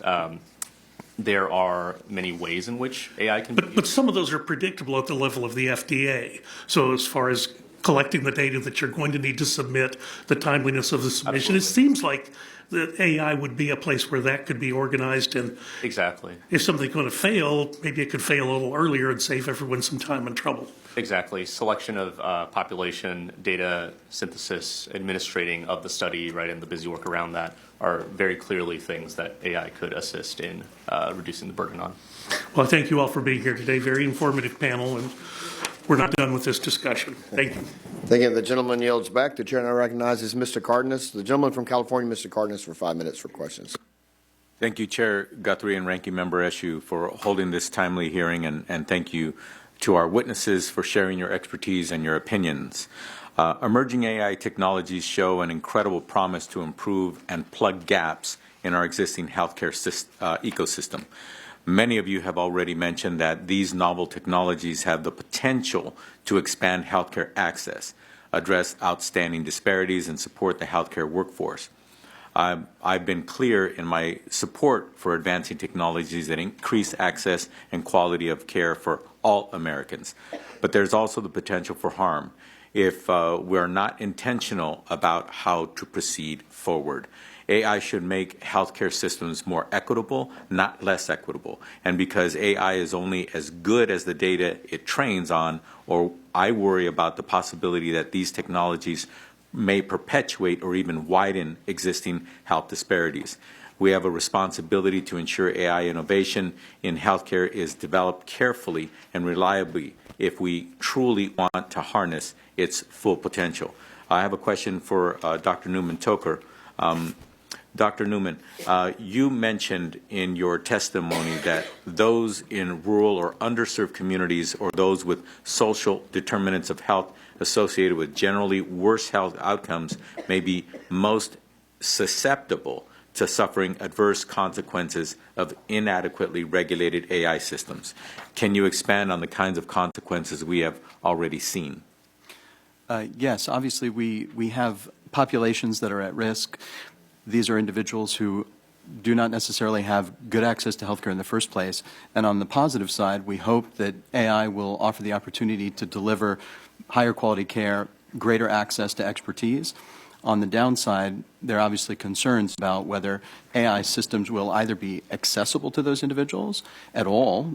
For example, there may be broadband access problems or other issues that constrain their ability to even access technologies, even if they're broadly available. And we have further issues about health literacy, the ability to use such tools, and beyond that, the issue of whether when AI systems do potentially fail or make errors, they may be less equipped to be able to deal with those problems. Thank you. What should Congress keep in mind as we look to AI to improve health equity and protect against worsening disparities? Yes, go ahead. I appreciate your question. We've talked on this panel about the importance of transparency, and some of our vendor colleagues talked about submitting to the FDA the results of internal testing. But it's important for this subcommittee to recognize those are all self-reported tests. And so the Coalition for Health AI, or CHAI, has recently proposed a series of national labs that would serve as testing beds for vendor-supplied AI algorithms. I think that's something that should be reviewed in more detail, because having an external testing is the way that we're going to mitigate these health equity kind of issues that come up from algorithms developed on biased data sets. Thank you. One of the things that I'm concerned about, we've seen in the past with incredible innovations that make it easier for people to make conclusions. For example, back in the day when the term credit score didn't even exist, I was told at the time when I said, wait a minute, you're going to use this as not the backdrop, but you're going to use this as a primary driver of who is going to get access to capital across America and now across the world.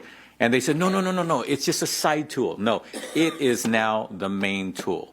The old days of having a big file and having a whole review before they make a decision is gone. But my point is this: they are proprietary algorithms. The government of the United States doesn't even have a clue what those algorithms are. Nobody does but the actual proprietor. And it's protected. And I respect that protection because they've done a lot and invested much into that. So it is, in fact, proprietary. But the problem is this: nobody knows what's happening in that black box. That's one of my concerns with AI, especially when it comes to not only quality of life, but whether or not who lives or dies based on an algorithm's decision as to what is going to be the outcome or the cure, or if someone is even going to get access to health care because they say, no, yours is not an emergency situation, so therefore you're not going to get cared for. We 100% agree with you. We see the increasing rate of denials of payer claims, and we know that that's being driven in part by AI processing these claims and very rapidly denying them in an inequitable way, and so we share your concerns. Well, we already have concerns. We already have examples, and I hope that we in Congress actually do our job and actually try to move, hopefully as fast as AI has, in order to make a better future for us. Sorry that I went over my time, Mr. Chairman. I yield back.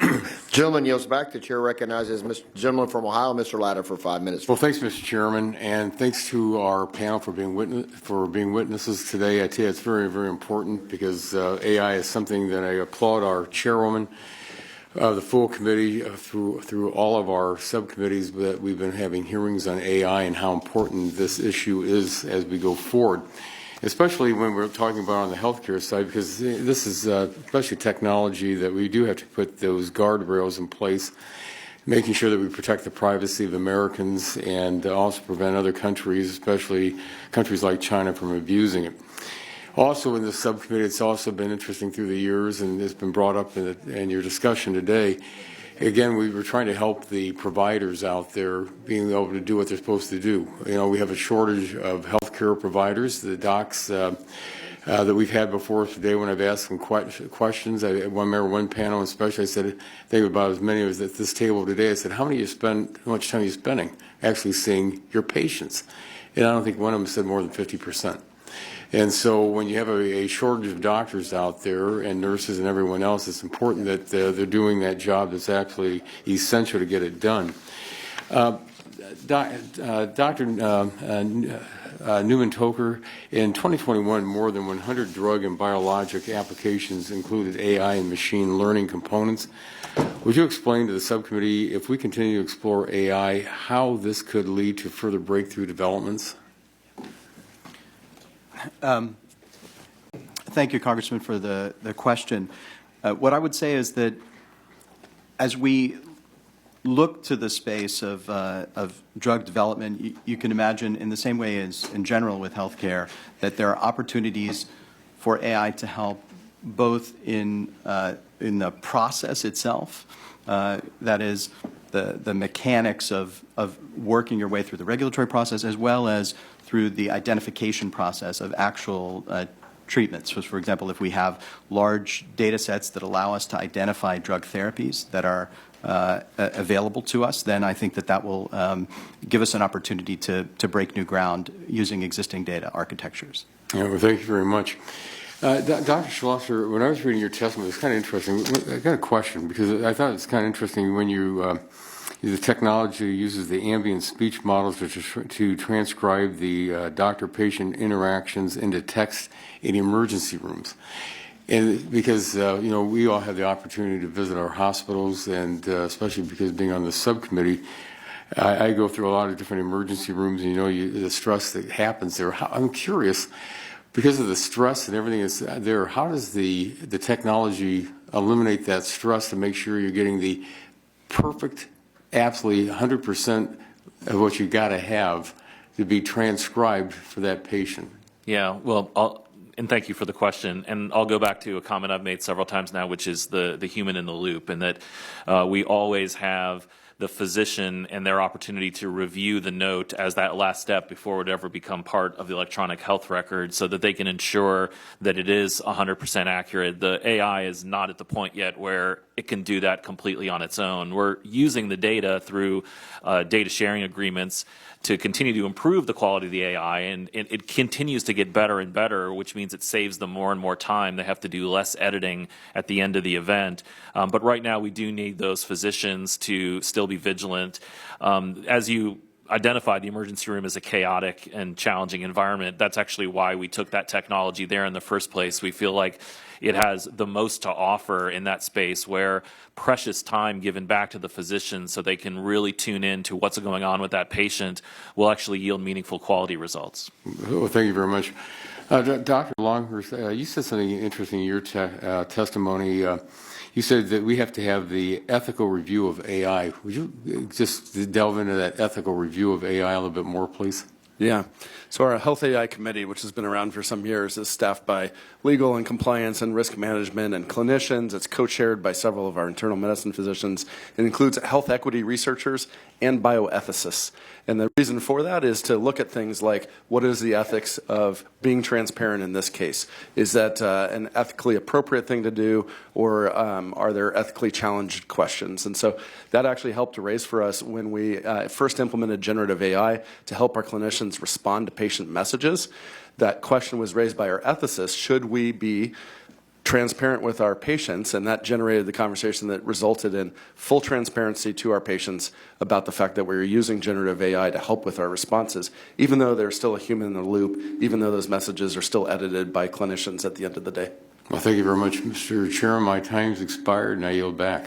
Gentleman yields back. Now recognize Dr. Ruiz from California for 5 minutes. Thank you, Mr. Chairman. Our healthcare system is strained by widespread healthcare workforce shortages, burnout, and barriers to care for patients. As members of Congress, we must work together to create a healthcare system that is sustainable, fair, and always puts the patient first. It is important to not only support advancements that improve patient quality of care and strengthen the workforce, but also ensure that we are addressing barriers to care that affect underserved communities, communities that need the care the most, due to the disparities of health and the burden of those disparities on those communities. As the witnesses here today have underscored, innovation in AI has the potential to address these concerns and improve patient care. However, these technologies also pose potential risks that we must carefully consider and mitigate as the technology continues to develop. As an emergency medicine physician, I am all too familiar with the administrative burden that physicians face and the negative impact that can have on patient care. Dr. Schlosser, how is AI currently helping physicians cut down on administrative burdens so they can focus their efforts on patient care, and how does this affect the quality of patient care?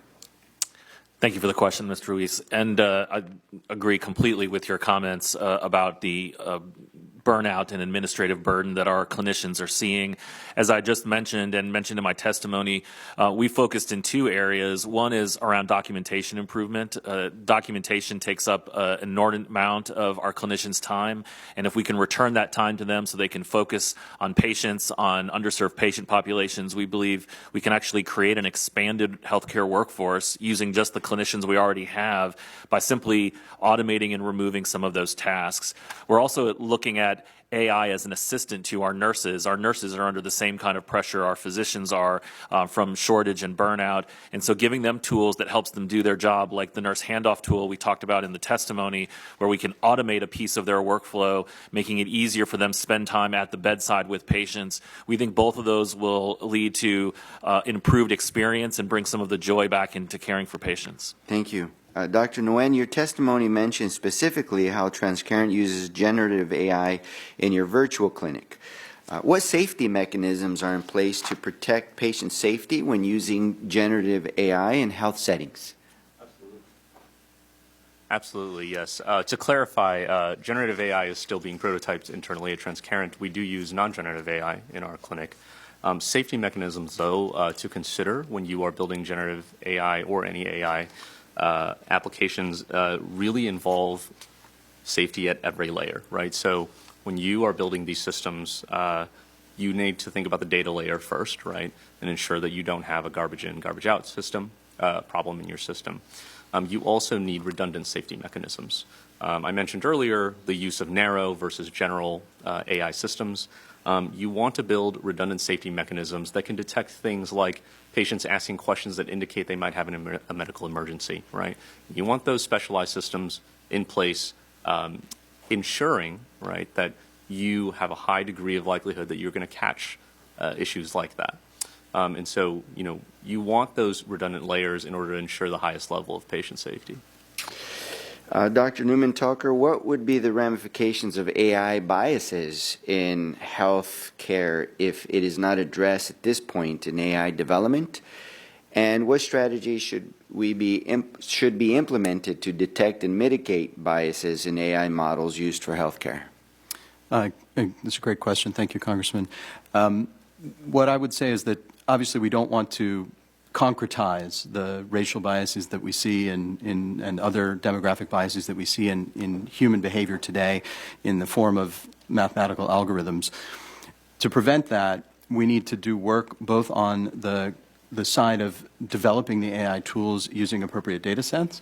We also need to deal with, at the back end, monitoring for these kinds of problems, both using sophisticated tools to identify bias, as has been done in a number of recent studies, and furthermore, to monitor for outcomes of healthcare associated with AI so that we can monitor for measures that matter for patients who are underserved.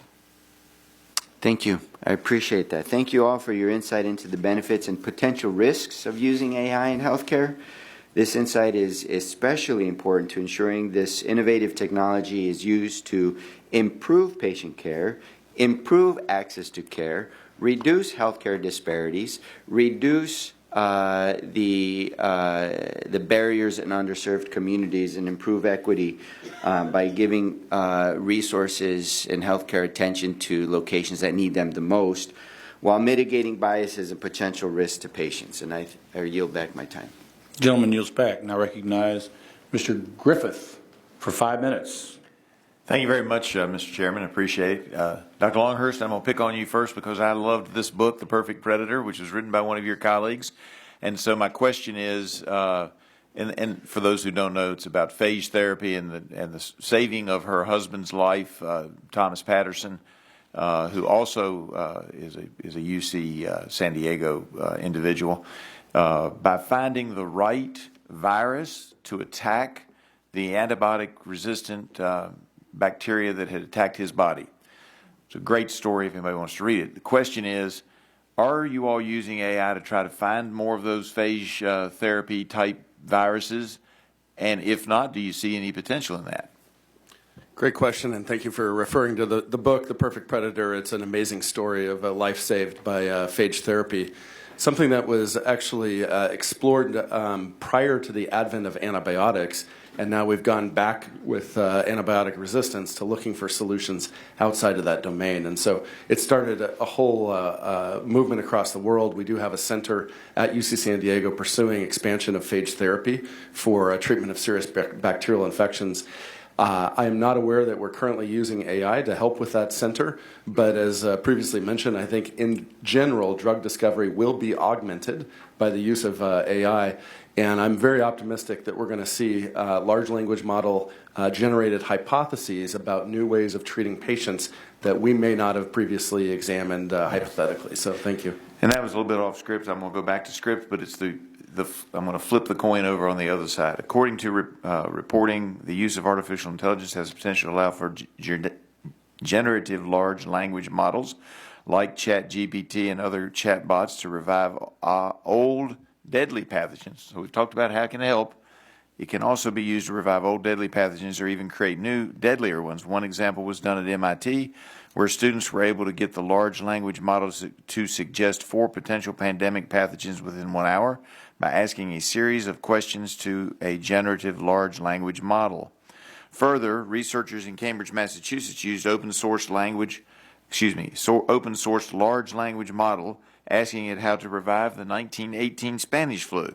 Several participants found obtaining the 1918 virus Spanish flu would be feasible for someone with basic wet lab skills, while one participant got very close, in quote unquote, very close to learning all the steps needed to obtain the virus. So I'm going to go to you, Dr. Nguyen.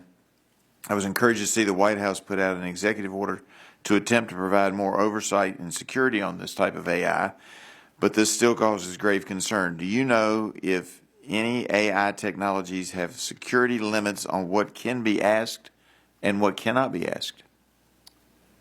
Thank you, Congressman. That's a very good question. In a broader sense, even outside of healthcare, right, these AI technologies have extremely broad and wide capabilities, many of which we don't fully understand yet. While this is outside the realm of the kind of AI Transcarent uses, AI in general, especially generative AI in the large language model sense, in that field there is the world of alignment research, right? The world of alignment research refers to the science of studying the malicious capabilities of these models and studying the ways in which we can defend against them. So in that world, right, very, very important work is being done to find things such as what you are describing, right, which is vectors of malicious use. There is still a lot of work to be done in that world, and I think it is very important for us in the healthcare world to follow that, acknowledge it, for this committee to support that kind of work. So we want to look on the positive side, but one of the articles I was reading indicated that the proponents said maybe we need some kind of a test ban treaty like we do with nuclear weapons. Do you think that we should be looking at some kind of a limitation on the tests? I mean, we want the positives, but the negatives could also be very consequential. Yeah, that's a very good question as well. I think it's very difficult to truly limit the progress, of testing these systems and making them safe without using them, right, and trying to push them to their limits, right? So I think it requires a measured approach. The other risk, though, of course, of test banning is that countries other than the United States will also, right. Right. I'm going to switch gears again back to you, Dr. Longhurst. You mentioned in your testimony the AI-based messaging system was helpful for virtual care visits and allowing doctors to provide more care to patients. The question is, did the patients trust the system and find benefit from those automated responses? Thank you for your question. I know we're expired on time. I will say briefly that anecdotally we've gotten very positive feedback from patients, and we're submitting more quantitative data for publication. Thank you very much. I yield back. Gentleman yields back, and I recognize gentlelady from Michigan, Ms. Dingle, 5 minutes. Thank you, Mr. Chairman. We're living in an increasingly technological world, and the emergence of new technologies like AI has the ability to reshape the way, as you all have been talking about, address public health and improve patient outcomes. And as we keep talking about, and I've got many concerns like others have expressed here, on the other hand, AI does pose serious risks that left unchecked can harm patients and, quite frankly, our national security. But as this subcommittee has discussed, the COVID-19 pandemic has taught us a lot about the fragility of our healthcare supply chains and how vulnerable they are to disruptions. It's really a national security issue, and we've learned that during COVID. How can we keep our nation safe if we can't access the medicines, the devices, and protective equipment we need to protect communities from public threats? Earlier this month, I joined a panel for a discussion on healthcare supply chains and what we think these supply chains will look like in the future. In addition to identifying ways to reduce our reliance on overseas manufacturers and bring these supply chains home, we all agreed we need to find ways to strengthen our existing supply chains, improve transparency, and increase efficiency. Mr. Shen, I think AI has a role to play in all of this. How does AI support healthcare supply chain management? Yeah, thank you for the question, Congresswoman. I think for artificial intelligence here, artificial intelligence has the ability to be able to drive efficiencies as it relates to the supply chain here. So being able to leverage computing power to be able to simplify some of the processes that today are dependent on other components, maybe some of those that are outside the U.S. here, but being able to leverage artificial intelligence to be able to accelerate the ability to drive delivery and efficiency of supplies that are needed. We see this directly within the solutions that we make here at Siemens Healthineers, that we try to leverage computing power here to be less reliant on certain components that might not be accessible here. And we saw the success of that during the pandemic itself by being able to deliver still diagnostic equipment and therapeutic technologies to patients and providers during that time. Drug shortages, thank you for that, are a persisting challenge that threaten patients' health and well-being. This summer we saw very real shortages. We're still seeing them now. I don't know why I say this summer. We continue to see shortages of critical cancer drugs like cisplatin and carboplatin. But during last year's flu and RSV season, parents across the country had difficulty finding common over-the-counter pain relievers such as Tylenol and Advil for their kids, as well as antibiotic amoxicillin, which is used to treat common infections. Mr. Shen, how are suppliers already using AI to address these drug shortages? Yeah, again, thanks for the question again. And it's real, serious. Yes, it is. It is a challenge, but I think that's what's the exciting part about artificial intelligence and its ability here to be able to drive efficiencies within the processes that are established. Within Siemens Healthineers, we leverage artificial intelligence both not only to provide solutions to take care of patients, but we also use that to improve the processes that we have internally within our organization. That allows us to be able to deliver diagnostic and therapeutic imaging solutions to providers, to physicians in a timely fashion, and making sure that patients receive the latest technology available, medical technology available to help them with their diagnosis. Thank you. We got to keep working on it, though. During the pandemic, we also saw a tremendous need to ensure limited resources were strategically going to the communities and patients that needed them the most. Dr. Newman-Toker, how can AI help us determine how to best allocate our resources? Thank you for the question, Congresswoman. Obviously, we've heard a little bit from Mr. Shen about the architecture of AI allowing us to improve the allocation of resources. I think one of the critical issues in this space is about having the right data architectures to be able to get to the point where AI can actually help us in those ways.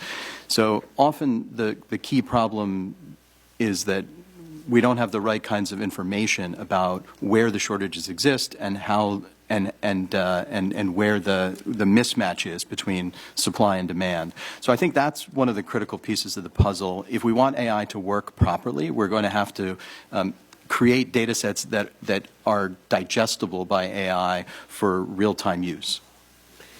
I'm out of time, so Mr. Chairman, I have more questions for the record and thank the witnesses for being here. Gentlelady yields back. Now recognize the gentleman from Florida, Mr. Bilirakis, 5 minutes. Thank you. Appreciate it, Doctor. Mr. Shen, can you tell us about the role of generative AI, what it is, and what its potential can be within the healthcare sector? I know it's a general question, but and I know others have asked this question, but it's so very important. Please. No, appreciate that, Congressman. Yeah. So certainly my colleagues have also talked about generative AI. So perhaps maybe I'll talk about it as it relates to medical imaging and where we see the impact Sounds good. for patients. So with generative AI here, where we see the greatest potential is the ability for the AI to consume more information about the patient themselves. So when a patient actually goes to get an exam done, to get a diagnosis, for example, leveraging generative AI gives them the ability to know exactly what precise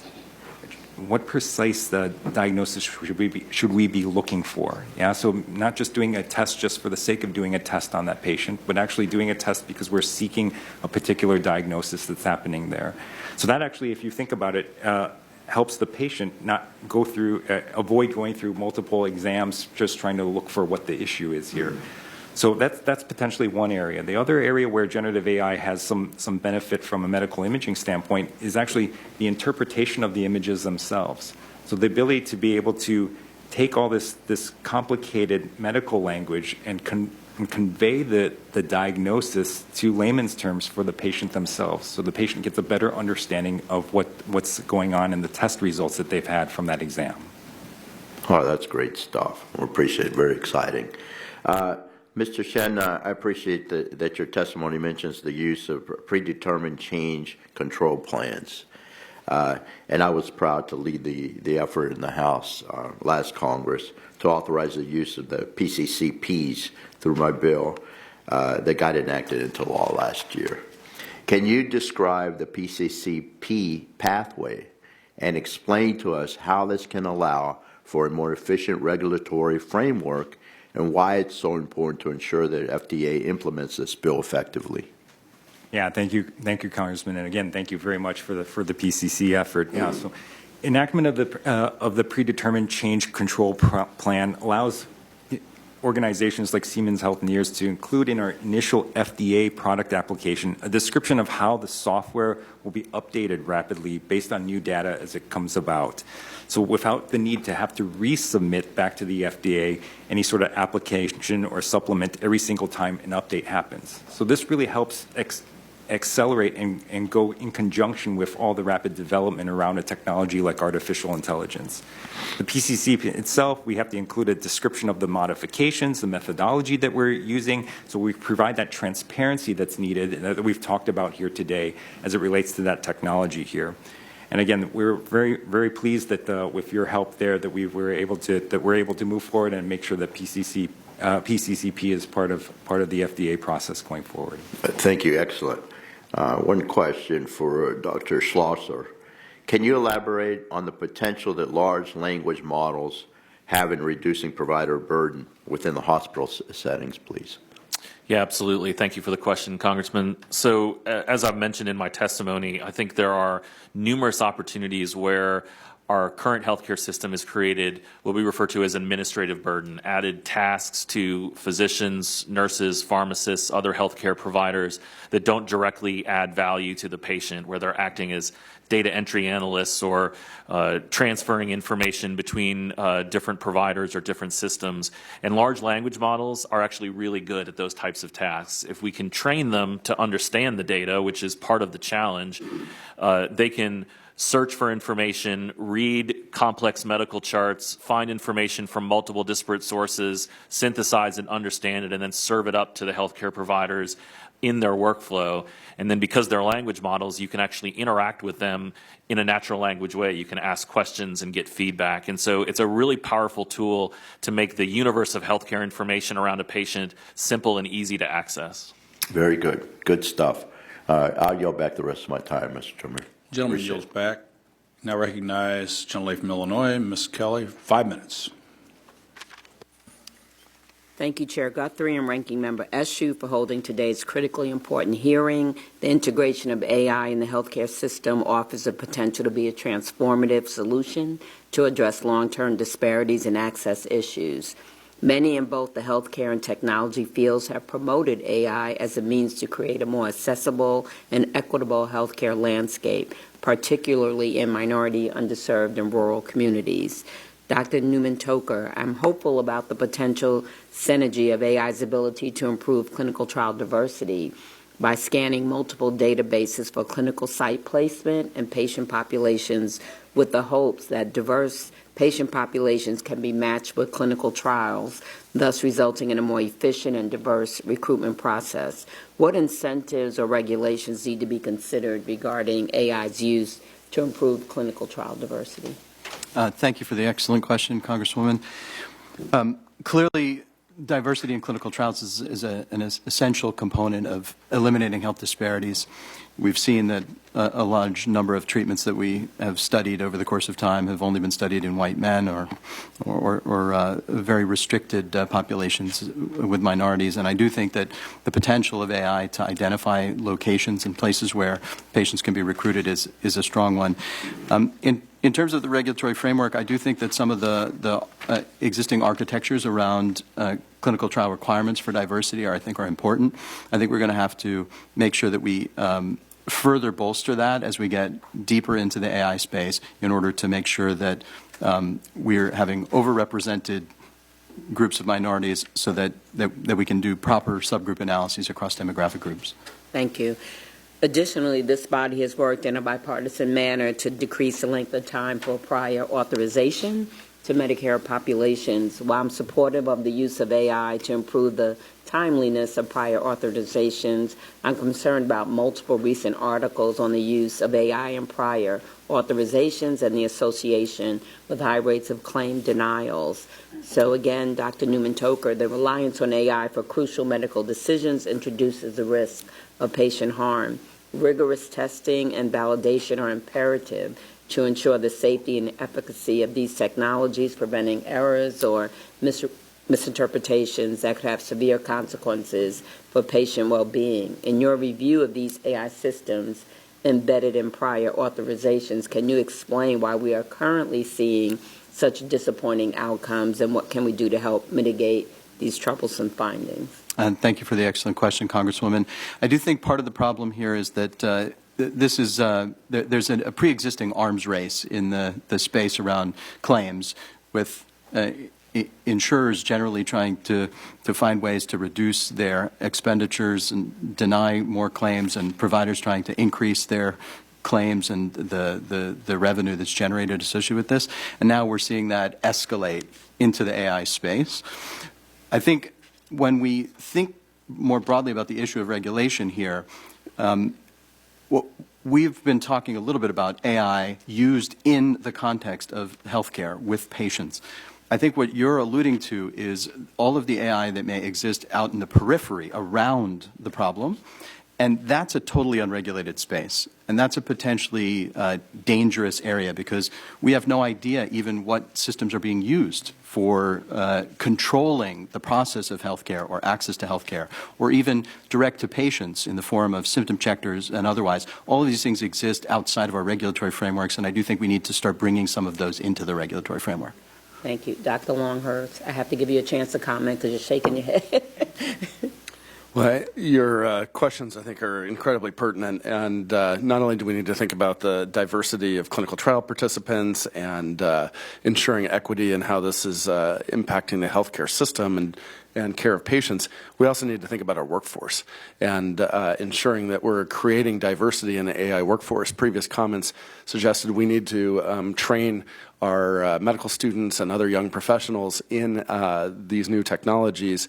And I think that's absolutely correct. And I think we're at risk of making these technologies only available to those who can afford them. And so I want to use this opportunity to express my strong support for the bipartisan proposed legislation, Create AI, Creating Resources for Every American, to experiment with Artificial Intelligence Act of 2023, which would establish the National Artificial Intelligence Research Resource, or NARE. Both UC San Diego and the University of California Office of the President strongly endorse this Create AI proposal because it would provide the opportunity for academic researchers to develop better methods and knowledge on these systems. But it's not just for academics, right? It's for small businesses, nonprofits, and other organizations. So thank you for that proposed legislation.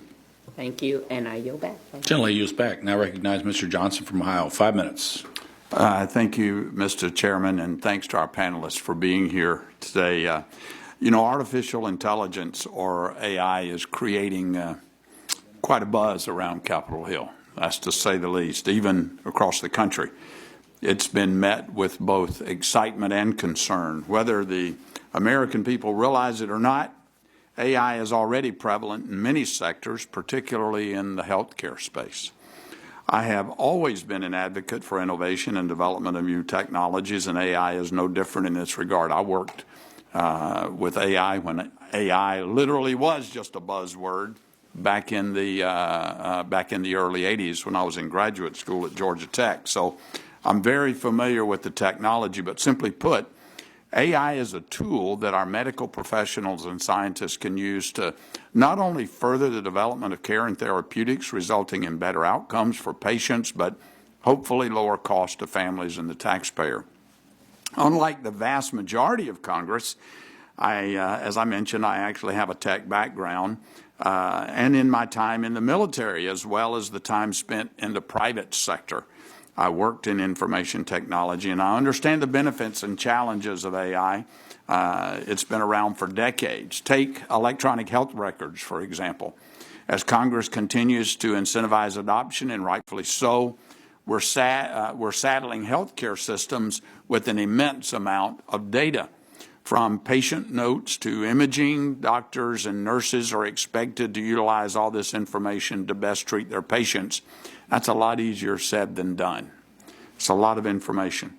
This is a perfect example of how AI can be utilized in reading and deciphering all this data. They can make these health records more digestible and ultimately increase outcomes for everyone, not to mention lessening the administrative burden for physicians, nurses, and healthcare systems nationwide. Generative AI has gotten a lot of attention as a result of ChatGPT and Claude and other public-facing technologies that have been widely used over the last year. However, generative AI has been used in healthcare for years through patient engagement technologies and clinical decision support models. So my first question, Dr. Schlosser, do I have that right? Am I saying that right? That's right. Thank you. What are some of the other promising ways you see generative AI integrating into the healthcare system? Yeah, thank you for the question, Mr. Johnson. And there's numerous opportunities. I think the one you highlighted around making the vast universe of data that clinicians and physicians have to access more easy to access is one we're incredibly excited about. We're working right now with one of our partners on what's essentially an AI assistant in your pocket, so that you can interact with the electronic health record as well as the entire information health exchange through a natural language interface, allowing you to search for and look for information that otherwise it would take a long time, and it's very burdensome. If you ever have seen a CCD, which is the output of the HIE, this giant list of data that is the way that information is provided, it's incredibly difficult to use. But these models actually are capable of doing more than just read and understand information. We've taught a model to look at our staffing schedules across an entire hospital, and are able to ask it questions like, how do we better balance Friday nights? And so we can deploy our labor workforce in a much more efficient and effective way by harvesting the intelligence contained within these large deep learning models to solve complex problems that previously were put on nurse leaders or others that just struggle to have the information and to deliver the outcomes we're looking for. Let me get to a second question. What about rural and underserved populations like Eastern Ohio and Appalachia, where I live? What can Congress do to facilitate more adoption of these technologies across smaller and rural practices to make our healthcare system more personalized and ensure every patient and provider has access to the highest quality healthcare technology? Yeah, that's another great question. And so we learned through the pandemic that there's basically a one-to-one relationship between having enough healthcare providers and the patients that you need to take care of, that ultimately providers deliver care. And so the way we see AI helping solve this problem is by literally freeing them up from tasks that are not focused on caring for those populations, so that we can, in a sense, increase the size of our healthcare workforce without actually needing more bodies, but just through AI. Yeah. One final question before my time expires here. Can you, and you can answer this for the record if you would get back to me because my time has expired. How can we facilitate, what can Congress do to facilitate more private investment into these technologies to make them more useful to the healthcare system? Yeah, thanks for the question. If you would get back to me, I'd appreciate it. I will. I yield back, Mr. The gentleman yields back. And I now recognize the gentlelady from Washington, Dr. Schreier, for 5 minutes. Thank you, Mr. Chairman. Thank you to all of our witnesses today for this interesting conversation. Artificial intelligence and machine learning are already transforming how we study and practice medicine. And as we continue to grow these capabilities and to make further breakthroughs, it's really important that Congress keeps up, and I thank you for this education. Last spring, Mr. Shen, I loved visiting Siemens Ultrasound Research and Development Center headquarters located in my hometown of Issaquah, Washington. And during my visit, I learned about and got to see pretty incredible innovations being done. One of them was the ability to diagnose non-alcoholic fatty liver disease in an ultrasound scan that took less than a minute, and to be able to catch this early. And the implications for morbidity, mortality are incredible. But, every time we have a new advance, there's this question of cost. And as we integrate artificial intelligence and these more advanced algorithms and new technology, there are impacts on costs. There's development impacts, but there's also potential cost savings down the line if you're avoiding liver transplants. I was wondering if you could, I have two questions, so just kind of partition your time, kind of comment a little bit on AI development and cost. Yep. Thank you for the question, Congresswoman. And of course, we were very happy to host you at our Issaquah facility. As it relates to artificial intelligence, as you correctly noted, we're trying to integrate AI tools directly into the types of exams or devices that are touching patients here. So here, in this case, for ultrasound, being able to integrate the AI and not have it as be a separate type of solution there. So doing that in itself reduces some of the costs. So rather than trying to have a separate AI solution that has to be maintained, has to be procured or whatnot, we actually integrate those solutions directly into the medical devices that are treating the patient. So that's one aspect of it. And then as we look at AI overall, we do want to look at not just the cost of procuring that AI, but what is that downstream cost? What is that benefit, not just to the patient in terms of maybe fewer days that they have to spend at the hospital or maybe shorter time to diagnosis or to treatment, but also cost savings that could be realized by the provider themselves as well, so that the provider, by deploying this type of technology, is able to be more efficient, is able to make that diagnosis faster, is able to see more patients because they now have more time to be able to take care of one patient and move quickly to the next patient. So these are all things that we think about as we develop AI algorithms. Thank you. I appreciate that. My next question, I want to talk to pivot to Dr. Longhurst, and this is really about the impact of AI on the physician-patient experience. Ranking Member Eshu talked about the patient experience. I'd like to talk about a little bit about the doctor experience. And I can understand how nice it would be to have the latest research pop up as a suggested pathway for a given patient who I'm seeing, who's maybe already filled out their whole history for me. But doctors are already burnt out. We've been compared in an op-ed to cogs in a wheel, to line workers after almost a decade of training post-university. And we're being asked to see more patients faster, do more things in a visit, and we're burning out. And so I wanted to talk with you about kind of the physician-patient relationship, the trust that's there, how physicians feel when, perhaps they're just becoming a check on a system where AI makes patient management decisions for them after that kind of training. Can you speak about that? Yeah, thank you, Dr. Schreier, and it's a real privilege to speak with a fellow pediatric graduate from Stanford. When I was at Lucille Packard Children's Hospital, we were in the process of implementing the electronic health record. And as we all know, the electronic health record, if not the primary cause, has become a primary symptom of burnout. The many hours that our pediatricians, physicians in general spend documenting the electronic health record is contributing to a national epidemic of what we call pajama time or after hours work. We know that for every day spent in clinic, the average physician spends about 2 hours documenting electronic health record to ensure regulatory compliance, billing, and other things.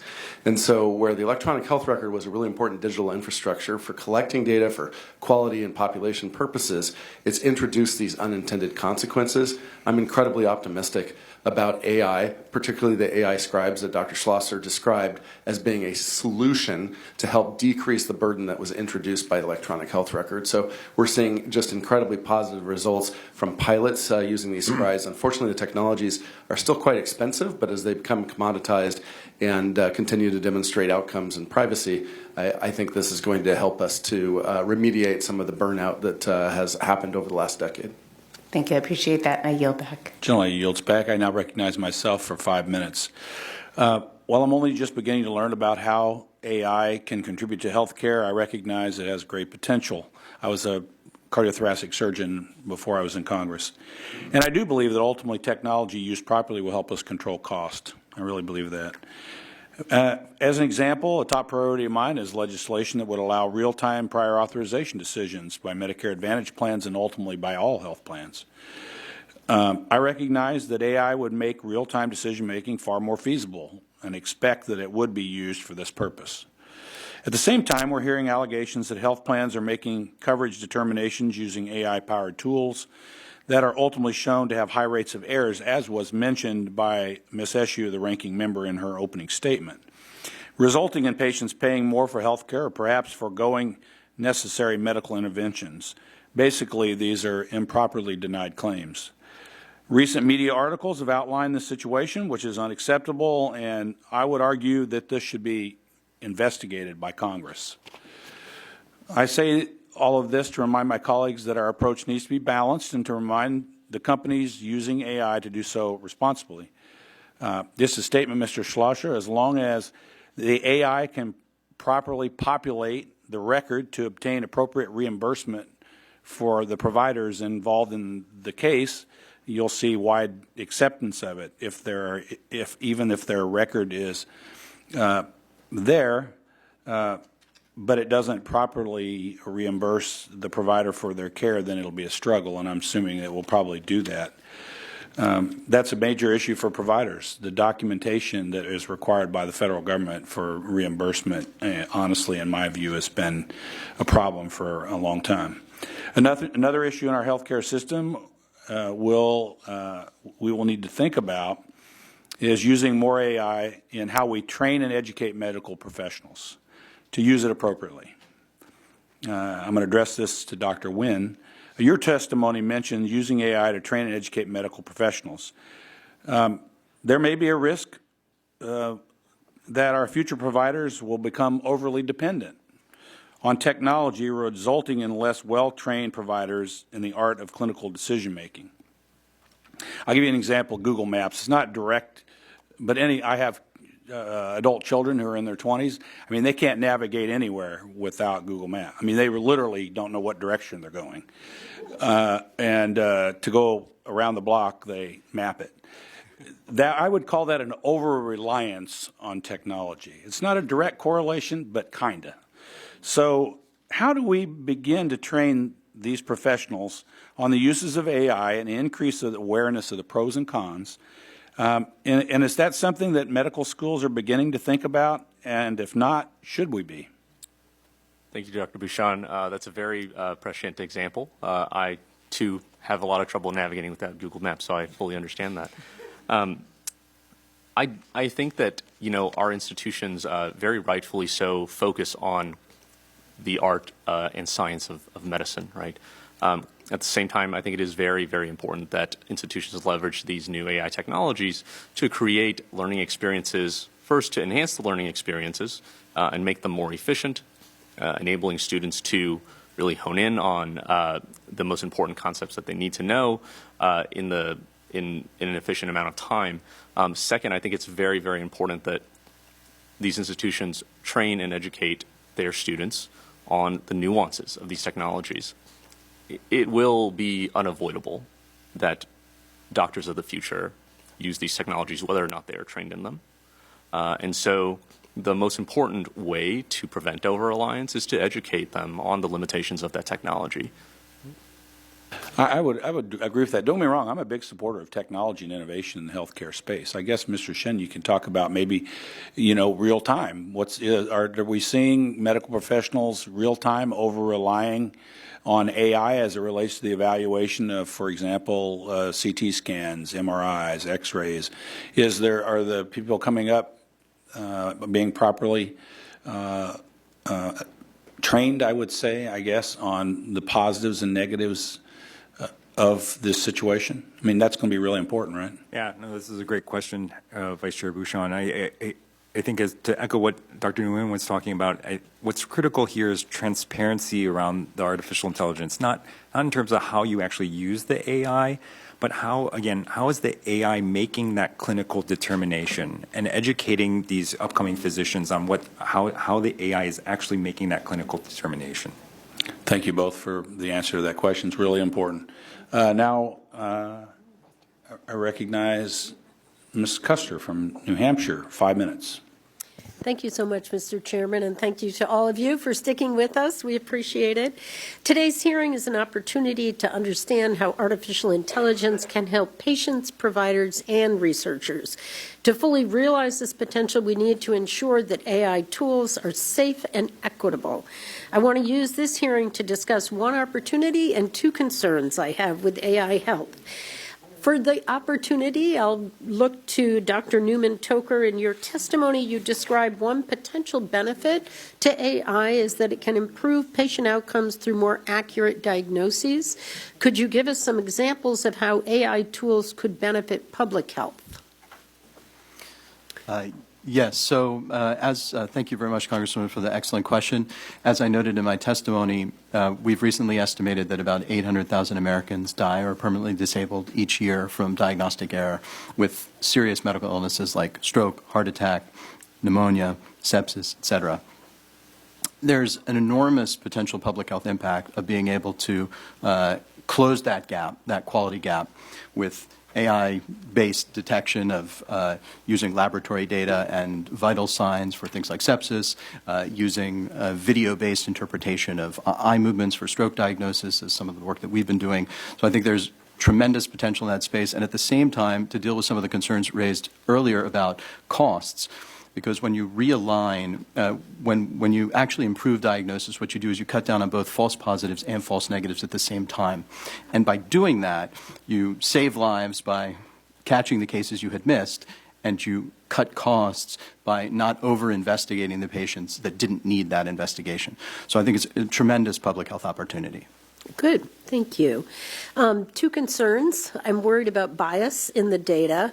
Continuing with Dr. Newman-Toker, you also state in your testimony for AI tools to be maximally beneficial, they must be properly validated and utilize gold standard data sets.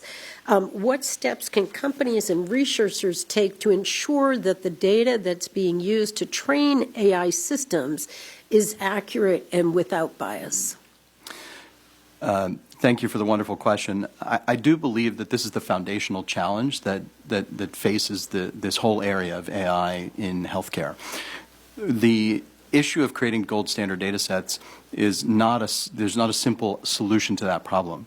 We actually have to do things in healthcare that we don't normally do, such as, for example, determine what actually happens to our patients downstream after an encounter. So we say, for example, that a patient leaves our care and they have X diagnosis, but we don't actually know if that's true. We often don't get that follow-up. They may go somewhere else. They may end up in a different health system. So we have to start coordinating data architectures, and we have to start developing and curating good data sets that can be used at a large scale to train these AI models. So I do think that that's going to take a big effort and one that would be best coordinated federally. Helpful, thank you. And my final concern is about protecting patient data when we are developing AI tools. Dr. Shen, I appreciate Siemens Healthineers' commitment to protecting patient data. Unfortunately, we've seen an increase in healthcare cyber attacks, which have more than doubled from 2016 to 2021.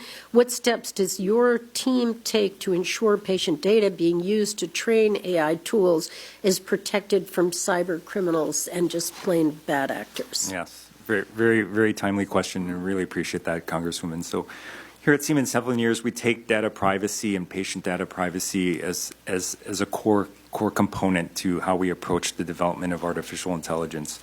And to that respects, as it relates to securing the data, one of the important aspects that we do is that any of the data that we utilize to train our AI algorithms is fully protected in our big data office that's there in Princeton, New Jersey. So there are physical limitations that are set already in place, that physical barriers that don't allow individuals or bad actors to gain access to that data center there.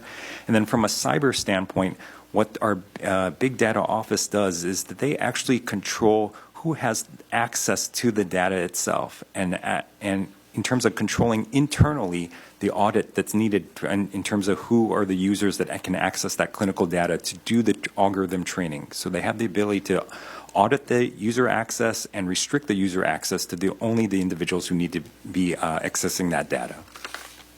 Great, thank you. I'm all set. I'll yield back. The gentlelady yields back, and the chair recognizes Dr. Dunn for 5 minutes for questions. Thank you very much, Mr. Chairman. I appreciate all the insights from our witnesses regarding the role of AI in the clinical setting. I believe there's an important debate to be had about the value add versus the risks of AI in the doctor's office and the hospital. And I agree with our witnesses about the promises of this technology in medicine. I also echo Dr. Nguyen's caution and careful consideration when AI is utilized for clinical decision-making without close physician oversight. It's clear from the advances in AI, from narrow AI to the generative and large language models, that there's sweeping implications for the delivery of healthcare, and it presents clear opportunities and challenges. I'm encouraged by the efforts to explore the role of AI in interpreting radiology and pathology. And although I think the current evidence demonstrates that this is not quite ready for prime time, I'm certain that that will become more sophisticated over time.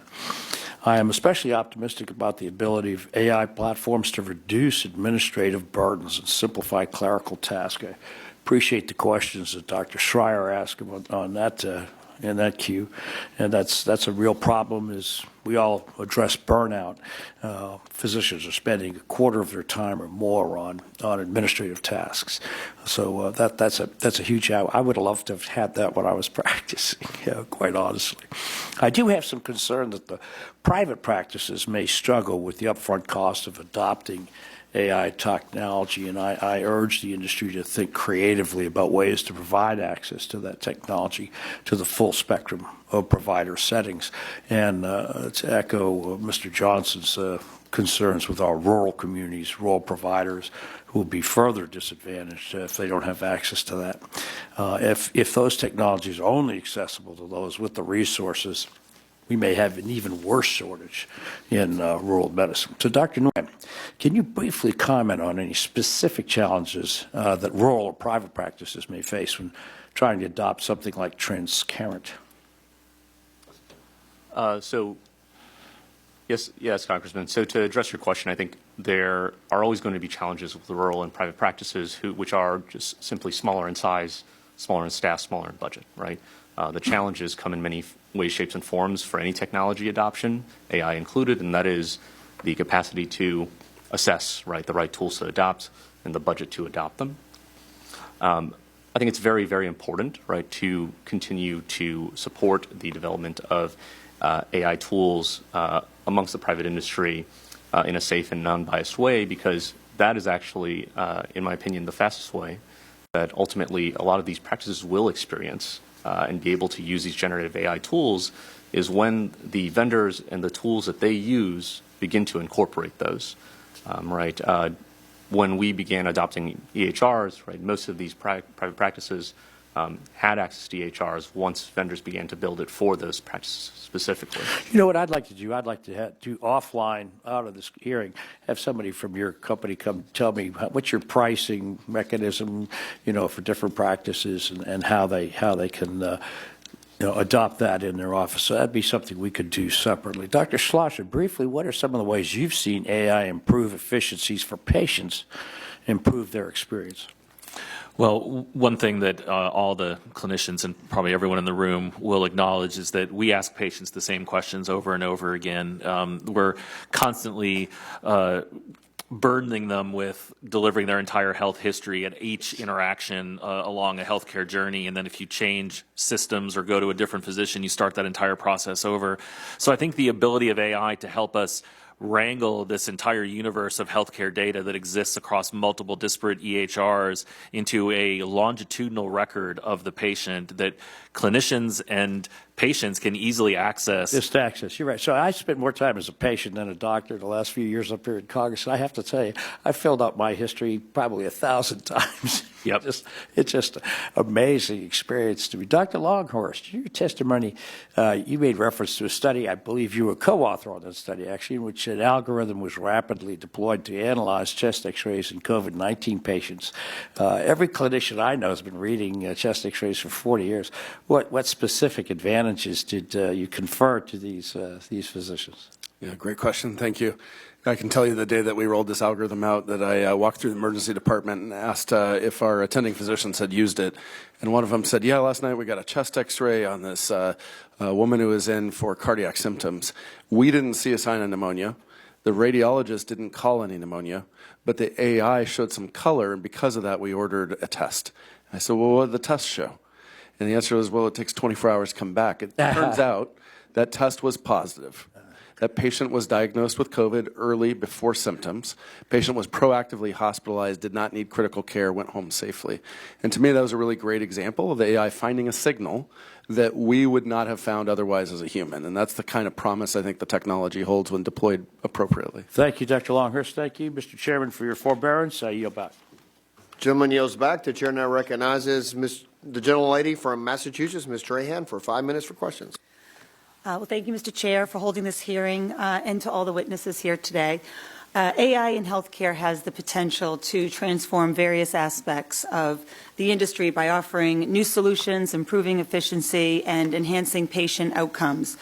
However, Congress does have the responsibility to make sure that we establish appropriate guardrails around AI in healthcare in a way that works best for consumers and maintains patient and provider trust. According to a new Qualtrics survey of more than 28,000 consumers across the globe, consumers are more hesitant about using AI to get advice about medical problems than they are for other uses like billing and customer service.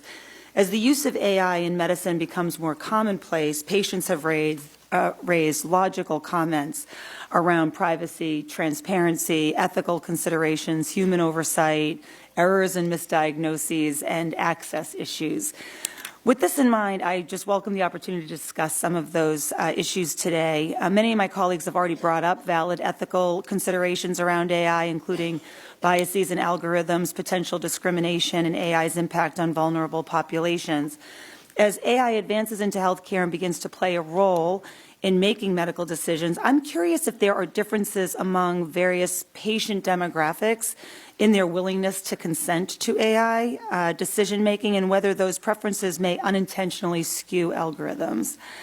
So Dr. Newman-Toker, I'm wondering how important is it to understand if there are patterns of patients who would or would not consent to use of AI in healthcare based on race, education level, geographic area, et cetera? Thank you, Congresswoman. That's a fabulous question. I think I don't have any specific data about the demographic variability in trust with respect to AI specifically, but we have seen over and over again that trust issues are inequitably distributed. So, for example, in Baltimore, there's a strong strain of lack of trust of the healthcare system in the Black community. And this is a major problem for getting equitably distributed data from patients. So I do believe that you've pointed to a critical concern that trust gaps are a major issue and they may not be evenly distributed. Thank you. The rapid, I'm going to switch gears, but we'll definitely probe that further as we progress. The rapid evolution of AI in healthcare has exposed the need for federal coverage and payment policies that promote innovation and protect patients' interests. While the FDA has moved forward to regulate software as a medical device, CMS has yet to establish consistent methods for the coverage and payment of these technologies. Mr. Shen, what are our federal agencies like the FDA and CMS well positioned to keep up with the rapid increase in innovative technologies such as software, algorithms, and AI? And if not, what additional capability or resources do those agencies need? Yeah, thank you for the question, Congresswoman. I think as you correctly pointed out, we work very closely with the FDA and CMS to try to bring forth these new and emerging technologies and make sure that they get into the hands of providers and the patients themselves. Where we're seeing the challenge here is unfortunately specifically around CMS and the reimbursement associated with artificial intelligence.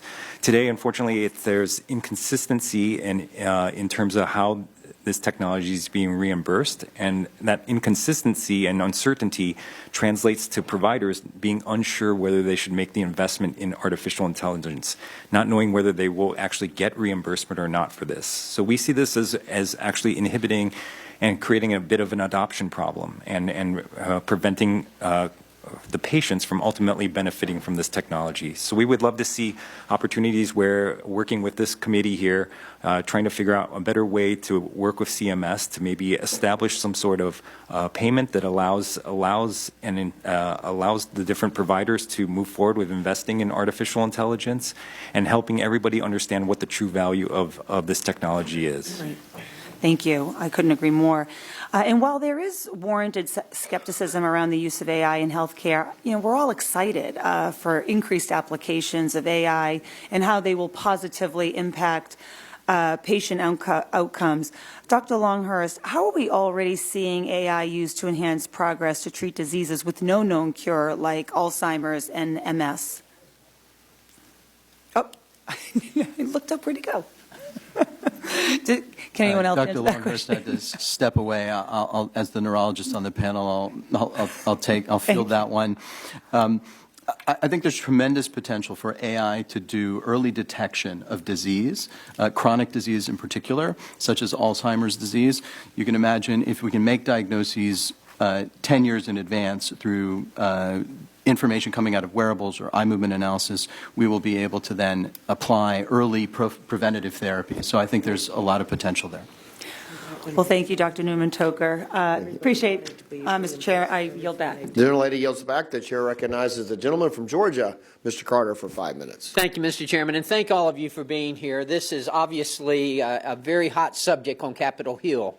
artificial intelligence, and particularly in the healthcare world. We're very concerned about it. And look, I'm a big believer in telehealth. I represent a rural area, and I've seen how it has benefited us in the rural areas. As you know, all of you know that we've got a doctor shortage here in America, particularly in our rural areas. Telehealth has been a great savior for us. I've always said that there's a big difference between knowing something and realizing something, and during the pandemic, I think we realized just how important telehealth can be. I think there was an article in the paper in the New York Times that said that telehealth had advanced more in one day than it had in the last 10 years, and it probably has. So I want to kind of focus on telehealth here. Dr. Nguyen, can you talk about how Transcarent is using AI within your telehealth solution, and how that's allowing your doctors to be more efficient with their time so that they can see more patients? Certainly, Congressman. Thank you for the question. I think it's been repeated on this panel. A common refrain you'll hear is that a very important benefit of AI is enabling the doctors and nurses to do the doctoring and the nursing. What Transcarent does, right, is we really believe in freeing up the time of the doctor to spend with the patient and reducing the time required for administrative burden. So the way we use AI is in our clinic. When a patient comes to the clinic, an AI assistant gathers information from them and synthesizes that information for the doctors. That enables the doctors to come into the visit and see all the information organized and spend time on that diagnosis and that treatment and really creating the plan with the patient, right? That frees up time and that frees up capacity to see more patients, including patients in rural areas, since we serve 4.4 million Americans across the entire United States. Right. Good. Mr. Shin, let me ask you, I've heard that sometimes there's bias in AI and that can actually be good. That's somewhat baffling to me, but nevertheless, can you explain to me how that might be and how bias can sometimes help improve the utility of AI in healthcare? Yeah, it's an interesting question, Congressman. So I think what's very important here to make sure that we all emphasize is that as we train these AI algorithms, these algorithms have to be trained with data that's respective of the patient population that they're going to be serving. So it's important that we work with our different clinical collaborators to find the right type of patient data to train these AI algorithms, again, that are going to be applied towards that patient population, and making sure that that patient population is reflected in the data that's actually training those algorithms themselves. Okay. All right. I've got one last question, and it's kind of for all of you, or any of you, if you will, and that is, we have a doctor's caucus here in Congress, and I'm a healthcare professional, pharmacist by profession, and I've served in the state legislature on healthcare, and one of the things that I notice is that a lot of our healthcare costs have increased because of defensive medicine, doctors running unnecessary lab tests just really to protect themselves from litigious patients or situations. But how is that going to impact the practice of medicine if a physician doesn't use AI and then something happens and then all of a sudden they're sued because you didn't use something that was available that you should have used? It seems to me like this could potentially increase healthcare costs as well. I see the savings, yes, but I've also seen and tried to deal with it on a state level and now on the federal level. And I'll open it up. Whoever wants to comment, go ahead. Yeah, I'll take a stab. So I think that we need to remind ourselves that healthcare decisions are made by physicians and practitioners, right? They should be the ultimate decider when it comes to coverage, when it comes to, do you need to be admitted to the hospital? What treatment do you need? These need to be made by our trained healthcare physicians. But you're a healthcare professional. I am. You're not a lawyer. I am. And I'm I got to feel like from a lawyer's perspective, they're going to take a different approach. Well, but that's why I think it's important that we understand that as a community, as an industry, that we're not turning over decision making. These are tools. These are tools in their tool belt and we need to view them as such, not as an authoritative decision that that someone should be held accountable to. Anyone else? Quickly. I'll just say that if we can prove that AI systems save lives, then people should be using them. And if we can't, then we should be relying on clinician judgment. And I think that I don't know that should we'll translate. ever get away from relying on clinician judgment, though. I agree with you. I think that it's unlikely, certainly in my lifetime. Right. Good. Okay, thank you, and I yield back, Mr. Chairman. Gentleman yields back. The chair recognizes the gentleman from Indiana, Mr. Pence, for 5 minutes. Thank you, Chair Guthrie and Ranking Member Eshoo, and thank you, the panel, for being here today. Incorporating AI technologies into healthcare systems may improve and streamline diagnosis and treatment options in addition to easing the administration burden at healthcare facilities. Patients' personal medical data and background information, however, is typically the foundation of AI delivery in healthcare. The trust and safeguarding of personal information between patients and their providers is critical for people receiving the highest quality of care.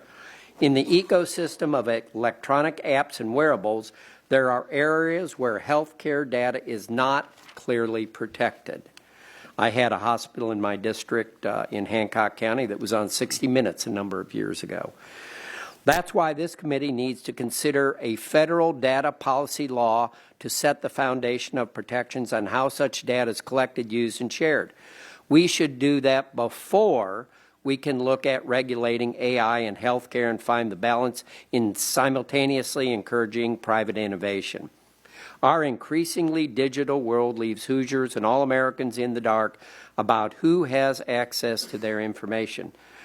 It's alarming to me how little consumers and patients know about how personal details of their lives are collected, shared with third parties, and monetized without their informed consent, with no recompense to the provider of the information. Patient trust in those responsible for safeguarding personal data is paramount in the use of emerging technologies in healthcare. Dr. Schlosser, as we introduce new AI technologies in healthcare, patients deserve to have control over when their information is collected, who has access to their data, the right to remove their data, and where their data might be shared. Here's the question. Should healthcare organizations that collect protected medical information be transparent with patients on how their data is stored, who has access to their data, and for today's hearing, identifying that AI is part of the process? Yes. So I would agree with everything that you just said. I think we fully support the idea that we should be transparent with our patients, and we currently are through a rigorous consent process as to how the data is being used, how it's being protected, and how it may be stored and shared. And I think as the use of AI expands, that will become increasingly important so patients can know where that data is going and how it might be used. I'll just add that AI is entirely dependent on the data. And so if we want the benefits of AI, we also have to do this in a way that enables us to use that data to train and fine-tune algorithms. So there's a really important balance we need to strike here, ensuring that we're transparent and we keep the patient's data private, but we don't create too many barriers to actually using that data to train algorithms to achieve all these wonderful outcomes we've been talking about. Yeah, and it comes to mind back in a previous life of mine. It's garbage in and garbage out, right? I mean, the wrong algorithm or the wrong collection point of the data can skew the outcome in a big way. In finance, we say you can pay off the national debt with the wrong numbers. Would anyone else like to answer that? Yes, sir. Yeah, I appreciate your question very much. I think that, as Dr. Schlosser has said, your AI strategy is your data strategy. I would point out that within the ecosystem of treatment, payment, and operations, all of us, health systems, providers, insurance companies, are covered by HIPAA laws around data privacy.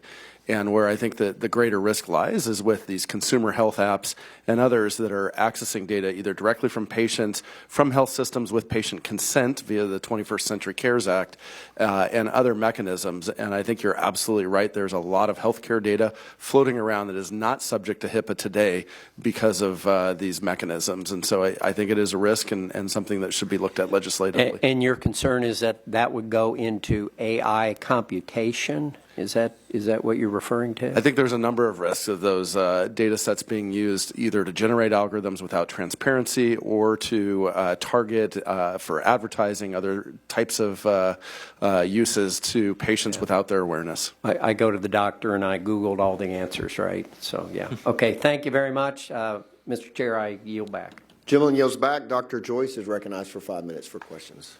Thank you, Chairman Guthrie and Ranking Member Eshoo, for holding today's hearing. And to the witnesses being with us here today, we appreciate both your time and your testimony. Artificial intelligence has made a significant impact on our day-to-day lives, and the benefits that industries and individuals derive through its use are very, very numerous. As this technology continues to explode onto the scene, it has become especially prevalent in healthcare. But like many industries where AI is seeing a dramatic increase in usage, there are and there will be certain risks associated with it that we must contend with as policymakers. While that should not demean the potential efficacy of its day-to-day uses, applications, and functions, AI remains a tool that utilizes vast amounts of data, and with its integration into healthcare space, we must be vigilant to ensure that sensitive patient information is safe, is secure, and is protected. As we move forward, Congress must have that unique task of analyzing and further understanding AI's evolution and applicability when it comes to healthcare. While President Biden's executive order on artificial intelligence might lay out the administrator's policy initiatives, it is still the responsibility of Congress to legislate. It is paramount that Congress has a firm grasp and a clear comprehension on how AI interacts with existing regulations so that we can ensure AI first does no harm, but instead continues to positively reshape the healthcare industry. Dr. Wen, patients that live in rural areas, like the district that I represent in Pennsylvania, often face barriers that impede their access to healthcare. Do you believe that AI has the potential to quash those impediments? And if so, how can we incentivize further adoption of AI technologies? Thank you for the question, Congressman. Absolutely. The distribution of care to rural areas and the barriers to access are well known and great. AI can quash those barriers and really close those gaps in a few different ways. First, there is always a supply and demand problem when you think about distribution of resources across rural areas. Making clinicians more efficient, right? Making clinicians more available means that there are more clinicians available to see those patients in rural areas. Two, many of the barriers come also from a lack of health literacy, a lack of access, right, to the healthcare system. AI also can help patients in rural areas level the playing field, right, by assisting them in better understanding their care, better navigating the care system, and better understanding how to find the best care for themselves. The incentives, right, that Congress can encourage, right, include the development and education of AI skill sets across the healthcare system, but specifically in the clinicians who are going to practice in rural areas and the healthcare leaders who are going to lead systems in rural areas.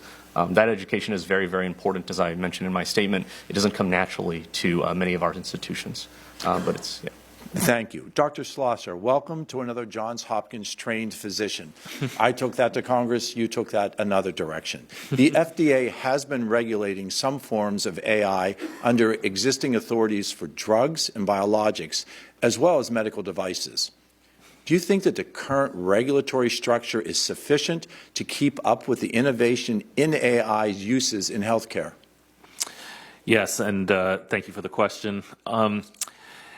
I actually have some experience. I was a medical officer for the FDA a number of years ago, and I would say that the rate at which AI is changing healthcare is likely going to require us to think a little bit differently about how we regulate medical devices. The current approach, which really is based on laws from 1974, I think never really anticipated the kind of technology we're talking about. So dealing with models that can learn over time is something that we're going to have to work together, I think, to figure out what that regulatory pathway looks like. There's incredible potential here, but I feel the movement and the progress of AI is a little bit outpacing the current regulatory approach.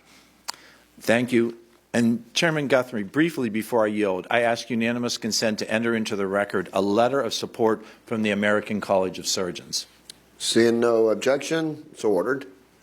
Thank you. And again, thank you for the witnesses for being here, and I yield. Thank you. The gentleman yields back. The chair recognizes the gentlelady from Tennessee, Ms. Harshberger, for 5 minutes for questions. Thank you, Mr. Chairman. Thank you all for being here. I've heard a couple of you speak before. This is really interesting stuff. And I'll start with you, Dr. Schlossler. Since you're from Tennessee or HCA, let's talk about the pharmaceutical supply chain. And it can be very difficult and complex to trace.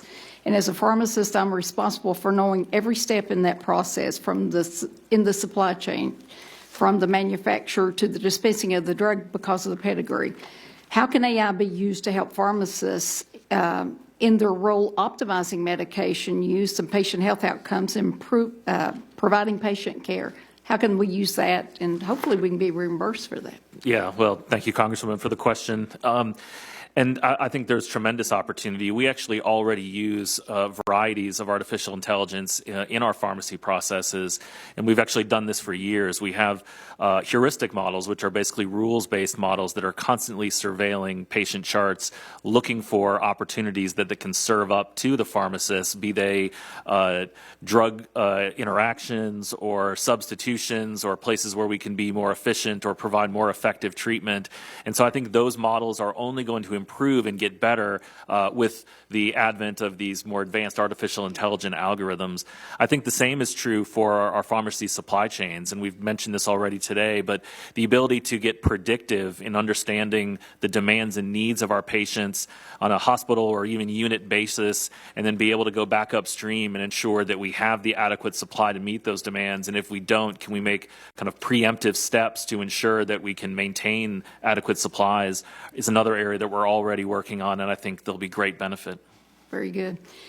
You've already told us about how HCA, the hospital system, sees value in the adoption of AI technologies without even additional payment in that. And you've talked to us about removing the administrative burden and its reduction of time spent that does not involve direct patient care.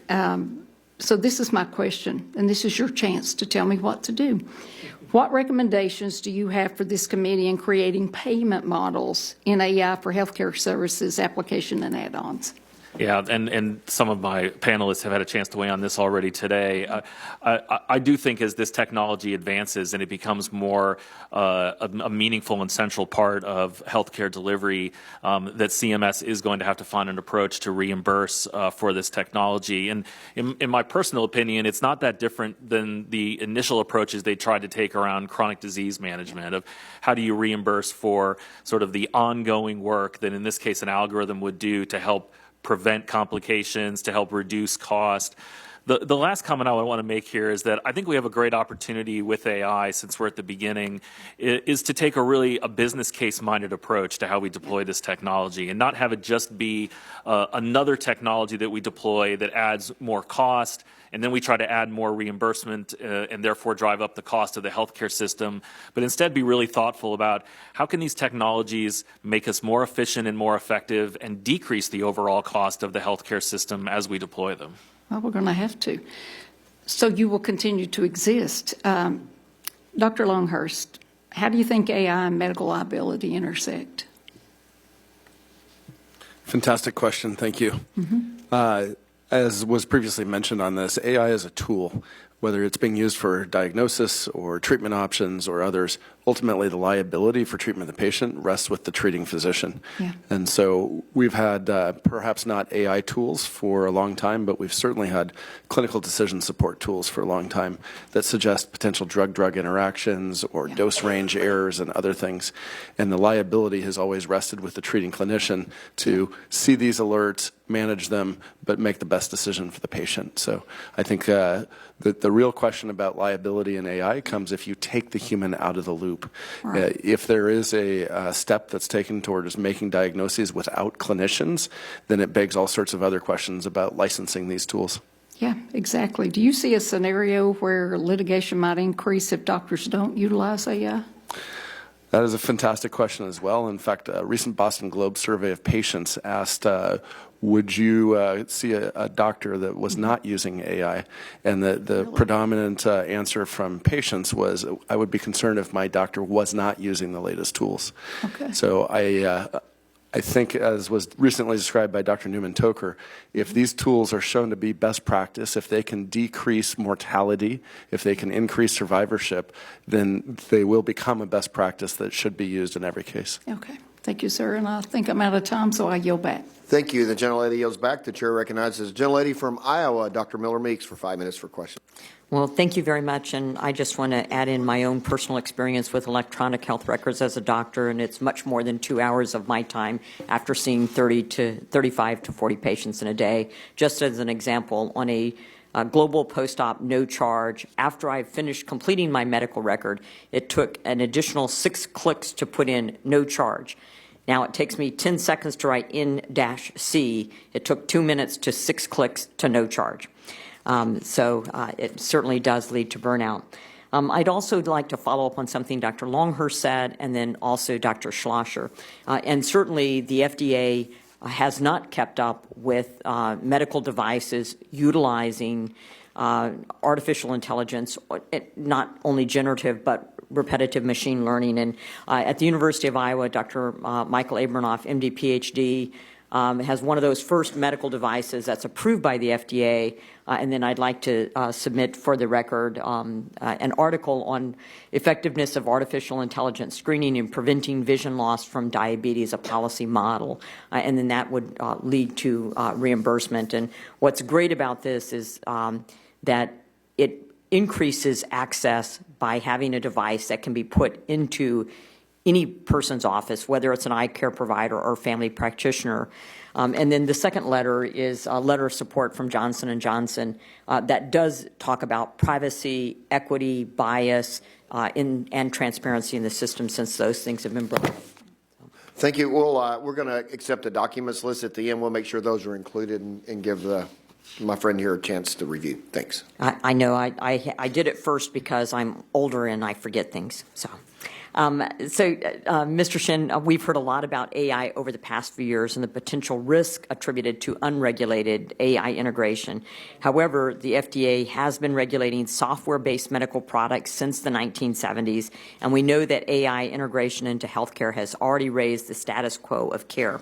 We have seen it in digital pathology, drug optimization, integration in patient engagement, personalized risk prediction. Can you give examples where gaps exist in current regulation that Congress can address to ensure continued innovation that will drive better, more personalized care for patients without burdensome overregulation? Yeah, thank you for the question, Congresswoman. I think what we're seeing with the FDA, and we continue to work very closely with the FDA to try to make sure that they stay current with the rapidly changing technologies that are there. I think the challenge that we're seeing is that, and it was acknowledged here on this panel today, is really how artificial intelligence continues to change, and what becomes an AI algorithm today might be a different AI algorithm tomorrow, or might need to be adjusted or increased in terms of accuracy or whatnot after it's being used in the clinical setting. So I think this is where areas like PCCP that we had worked on here with this committee previously, these are all important aspects that the FDA needs to consider and actually not water down in terms of its ability, because that actually then will inhibit us from being able to continue to develop and innovate in this particular area. Thank you. Dr. Schlosser, many hospitals and hospital systems are facing significant staff shortages.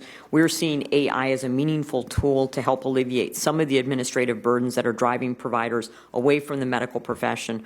A recent report from Goldman Sachs notes that shifts in workflows triggered by these advances could expose the equivalent of 300 million full-time jobs to automation. What steps can Congress take to facilitate better AI integration to health systems to streamline processes that will allow healthcare professionals to focus more on patients and less on billing, coding, et cetera? That's a great question, Congresswoman. Thank you. And I think this is incredibly important that we do streamline our ability to use AI to tackle this serious workforce problem that we have that is only going to continue to get bigger. We think the gap between supply and demand for nurses alone is going to continue to increase over the next decade. And so I would say the easy answer is let's not put too many burdensome regulations between us and our ability to deploy AI to support our healthcare workforce. We're not talking about AI directly influencing patients or providing diagnoses. We're talking about it removing administrative burden. That is an area where, with the right responsible AI platforms, we should be able to move quickly to adopt those technologies and free up that workforce to handle this increasing demand. Well, thank you. And I saw Dr. Nguyen and Dr. Longhurst shaking their heads, so I think that you're in agreement. And since I'm running out of time, I've got another question I'll submit for the record. And with that, I yield back my time. Thank you so much. Thank you. The gentlelady yields back, and if you'll give us those documents you submitted for the record so we can review those, we appreciate it. The chair now recognizes the gentleman from California, Mr. Obernolte, for 5 minutes. Thank you, Mr. Chair. Thank you to our witnesses. It's been a really interesting hearing. Mr. Shen, I wanted to ask you about some of your interactions with the FDA, because we're really at a crossroads when it comes to devising a regulatory framework for artificial intelligence. We can either follow the lead of entities like the European Union, who believe that AI is its own kind of unique discipline and that there needs to be a separate bureaucracy spun up to issue licenses with respect to the use of AI, or we can follow the lead of countries like the UK, who has pointed out that because the risk of AI is so contextual, that the existing sectoral authorities are best equipped to regulate within their sectoral spaces with a bunch of technical help and resource.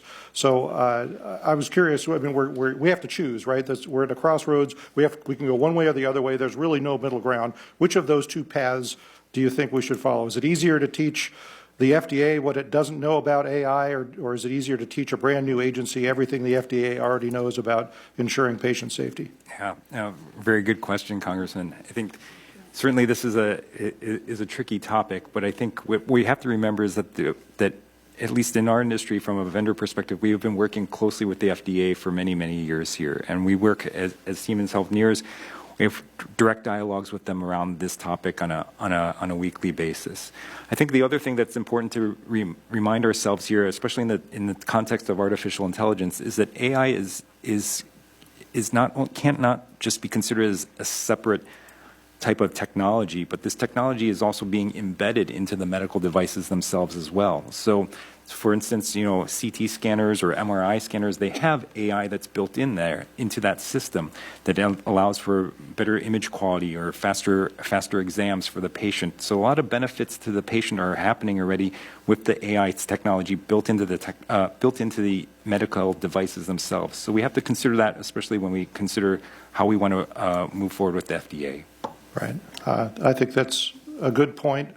I also am heartened by your comment that you feel the existing regulatory relationship with the FDA is doing a good job at both ensuring patient safety and catalyzing innovation. And so, I mean, I think that's a pretty powerful argument, for maintaining that relationship and empowering the FDA to regulate in that space. Dr. Newman-Tolker, thank you very much for your testimony. You said something that I found incredibly interesting. You said that the best that we can expect from AI is that it repeat the existing human biases that exist in the data it was trained with. And I found that a fascinating statement. I don't like the use of the word bias because it's a very human word, and when you apply it to a machine learning algorithm, and there's no such thing as bias, they're all biased. I mean, machine learning is all about bias because you're training it to generalize, and we call that bias when we talk about kind of maintaining our social standards. When we say, for example, it would be wrong to consider someone's race when making a hiring decision. We can all agree that that's true. But that also means scrubbing the data that we use to train AI that makes those recommendations for things that can be used as proxies for race. And that's the difficulty that we've had so far. So you were talking about how important it is in the medical context of maintaining high-quality data sets to avoid those kinds of biases.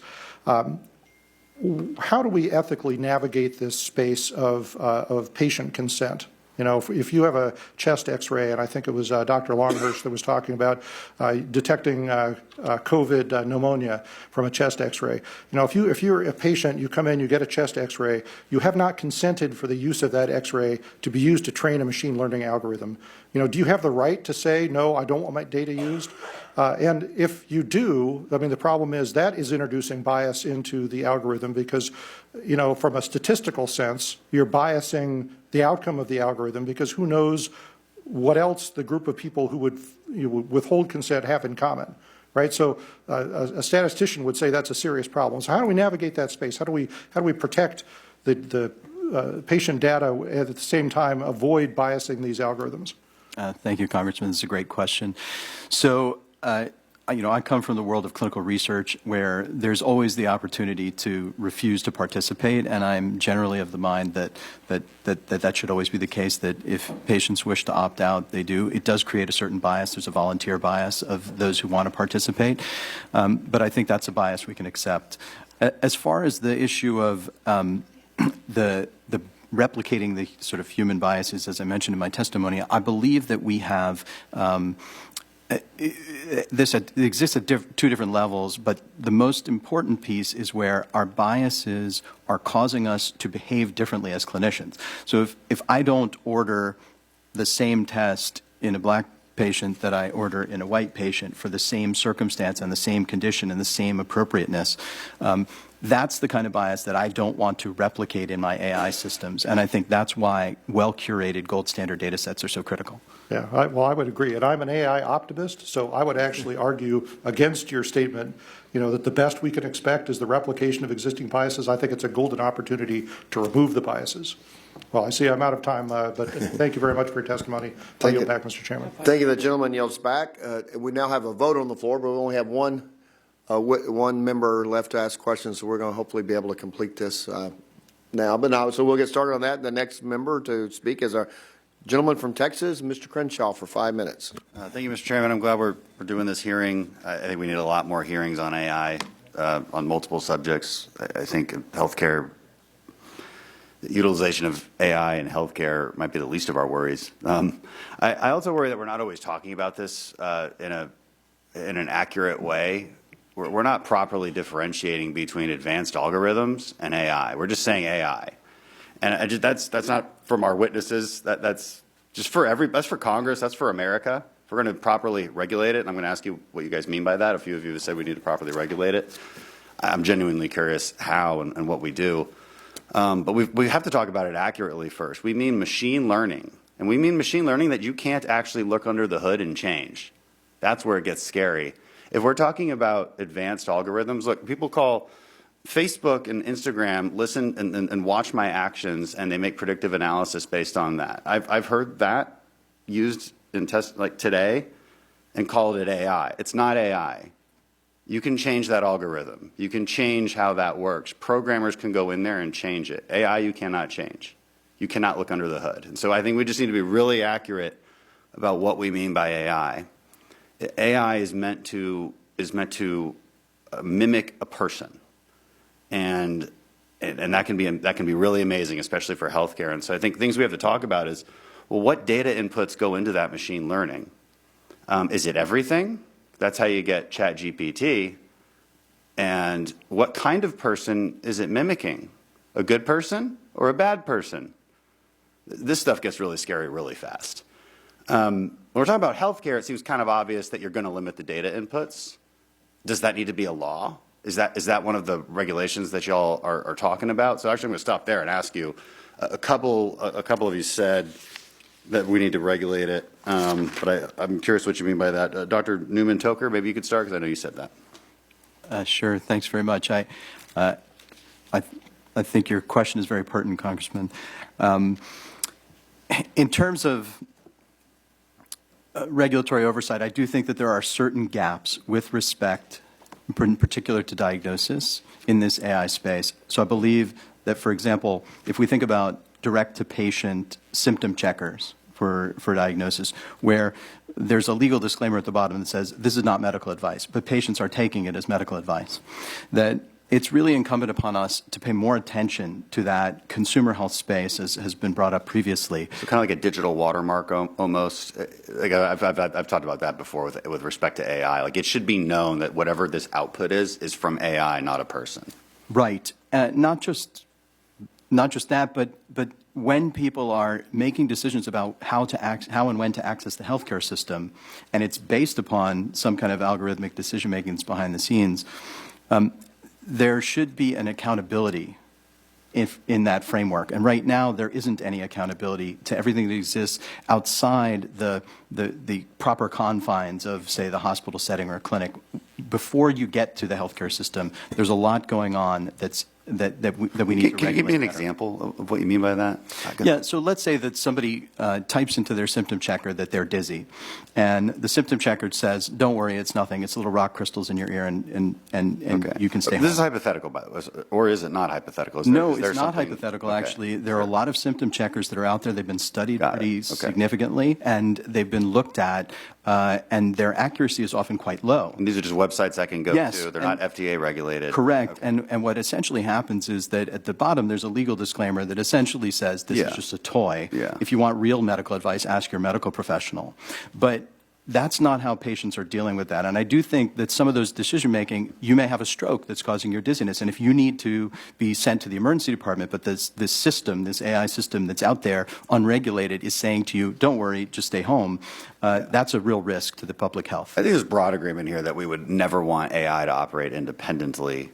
Maybe not never, right? We might be in Star Trek mode at some point, but like, definitely for foreseeable future, that you would always have a doctor's blessing, even because there's amazing things that can happen. We're seeing this technology coming out of China, unfortunately, and this gets to a competition problem too, if we're going to overregulate things. But it's apparently diagnosing pancreatic cancer at 99% success rates. Like, whoa, that's amazing. Now, a doctor should still look at that after the fact and be like, yep, it is pancreatic cancer. But they're just amazing things that we can do with this technology. There's also amazing risks that can happen, especially when we're talking about that more generalized, generative AI, which is basically mimicking a person. And again, the question Congress has to ask itself, whether it's healthcare or any other conversation about AI, is what kind of person is it mimicking? We don't know the answers to that. And we have not talked about it enough in this Congress. So I'm glad we're doing this hearing, and I yield back. Thank you. The gentleman yields back, and that concludes all members present for questions, and we thank our witnesses for being here. But before we gavel out, we have the documents for the record that some members have asked for and some others have been submitted. And I ask unanimous consent to insert in the record the documents included on the staff hearing documents list. Without objection, that will be in order. And I remind members that some said they were going to submit questions to you. They have 10 business days to submit questions for the record, and we ask that the witnesses respond to the questions promptly. And members should submit their question by the close of business on December the 13th.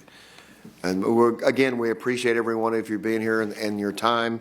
This is something we're still, as you get very curious and a lot very engaged members and want to understand it and working to understand it so we can act appropriately without to protect, but without impinging the great things that could come from this. So that's what we are focused on. And again, appreciate it. And without objection, the subcommittee is adjourned.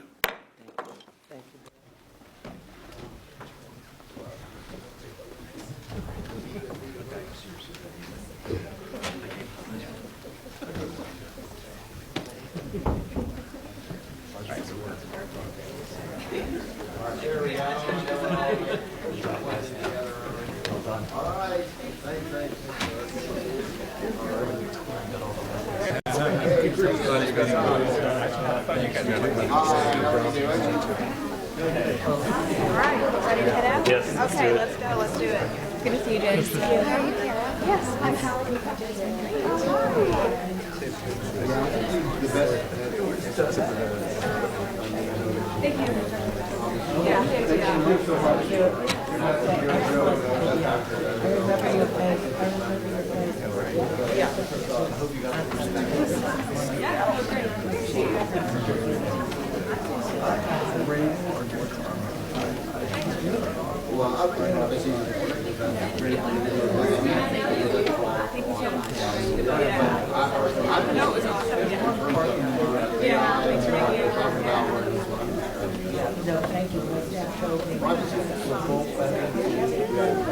Just what these machines or these models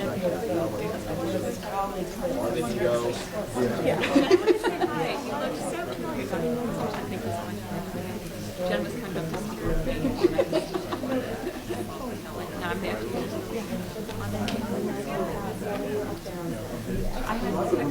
I actually had another meeting. I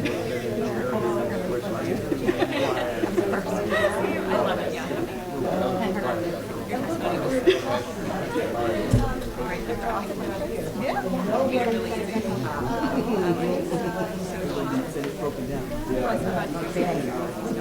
I actually came from digital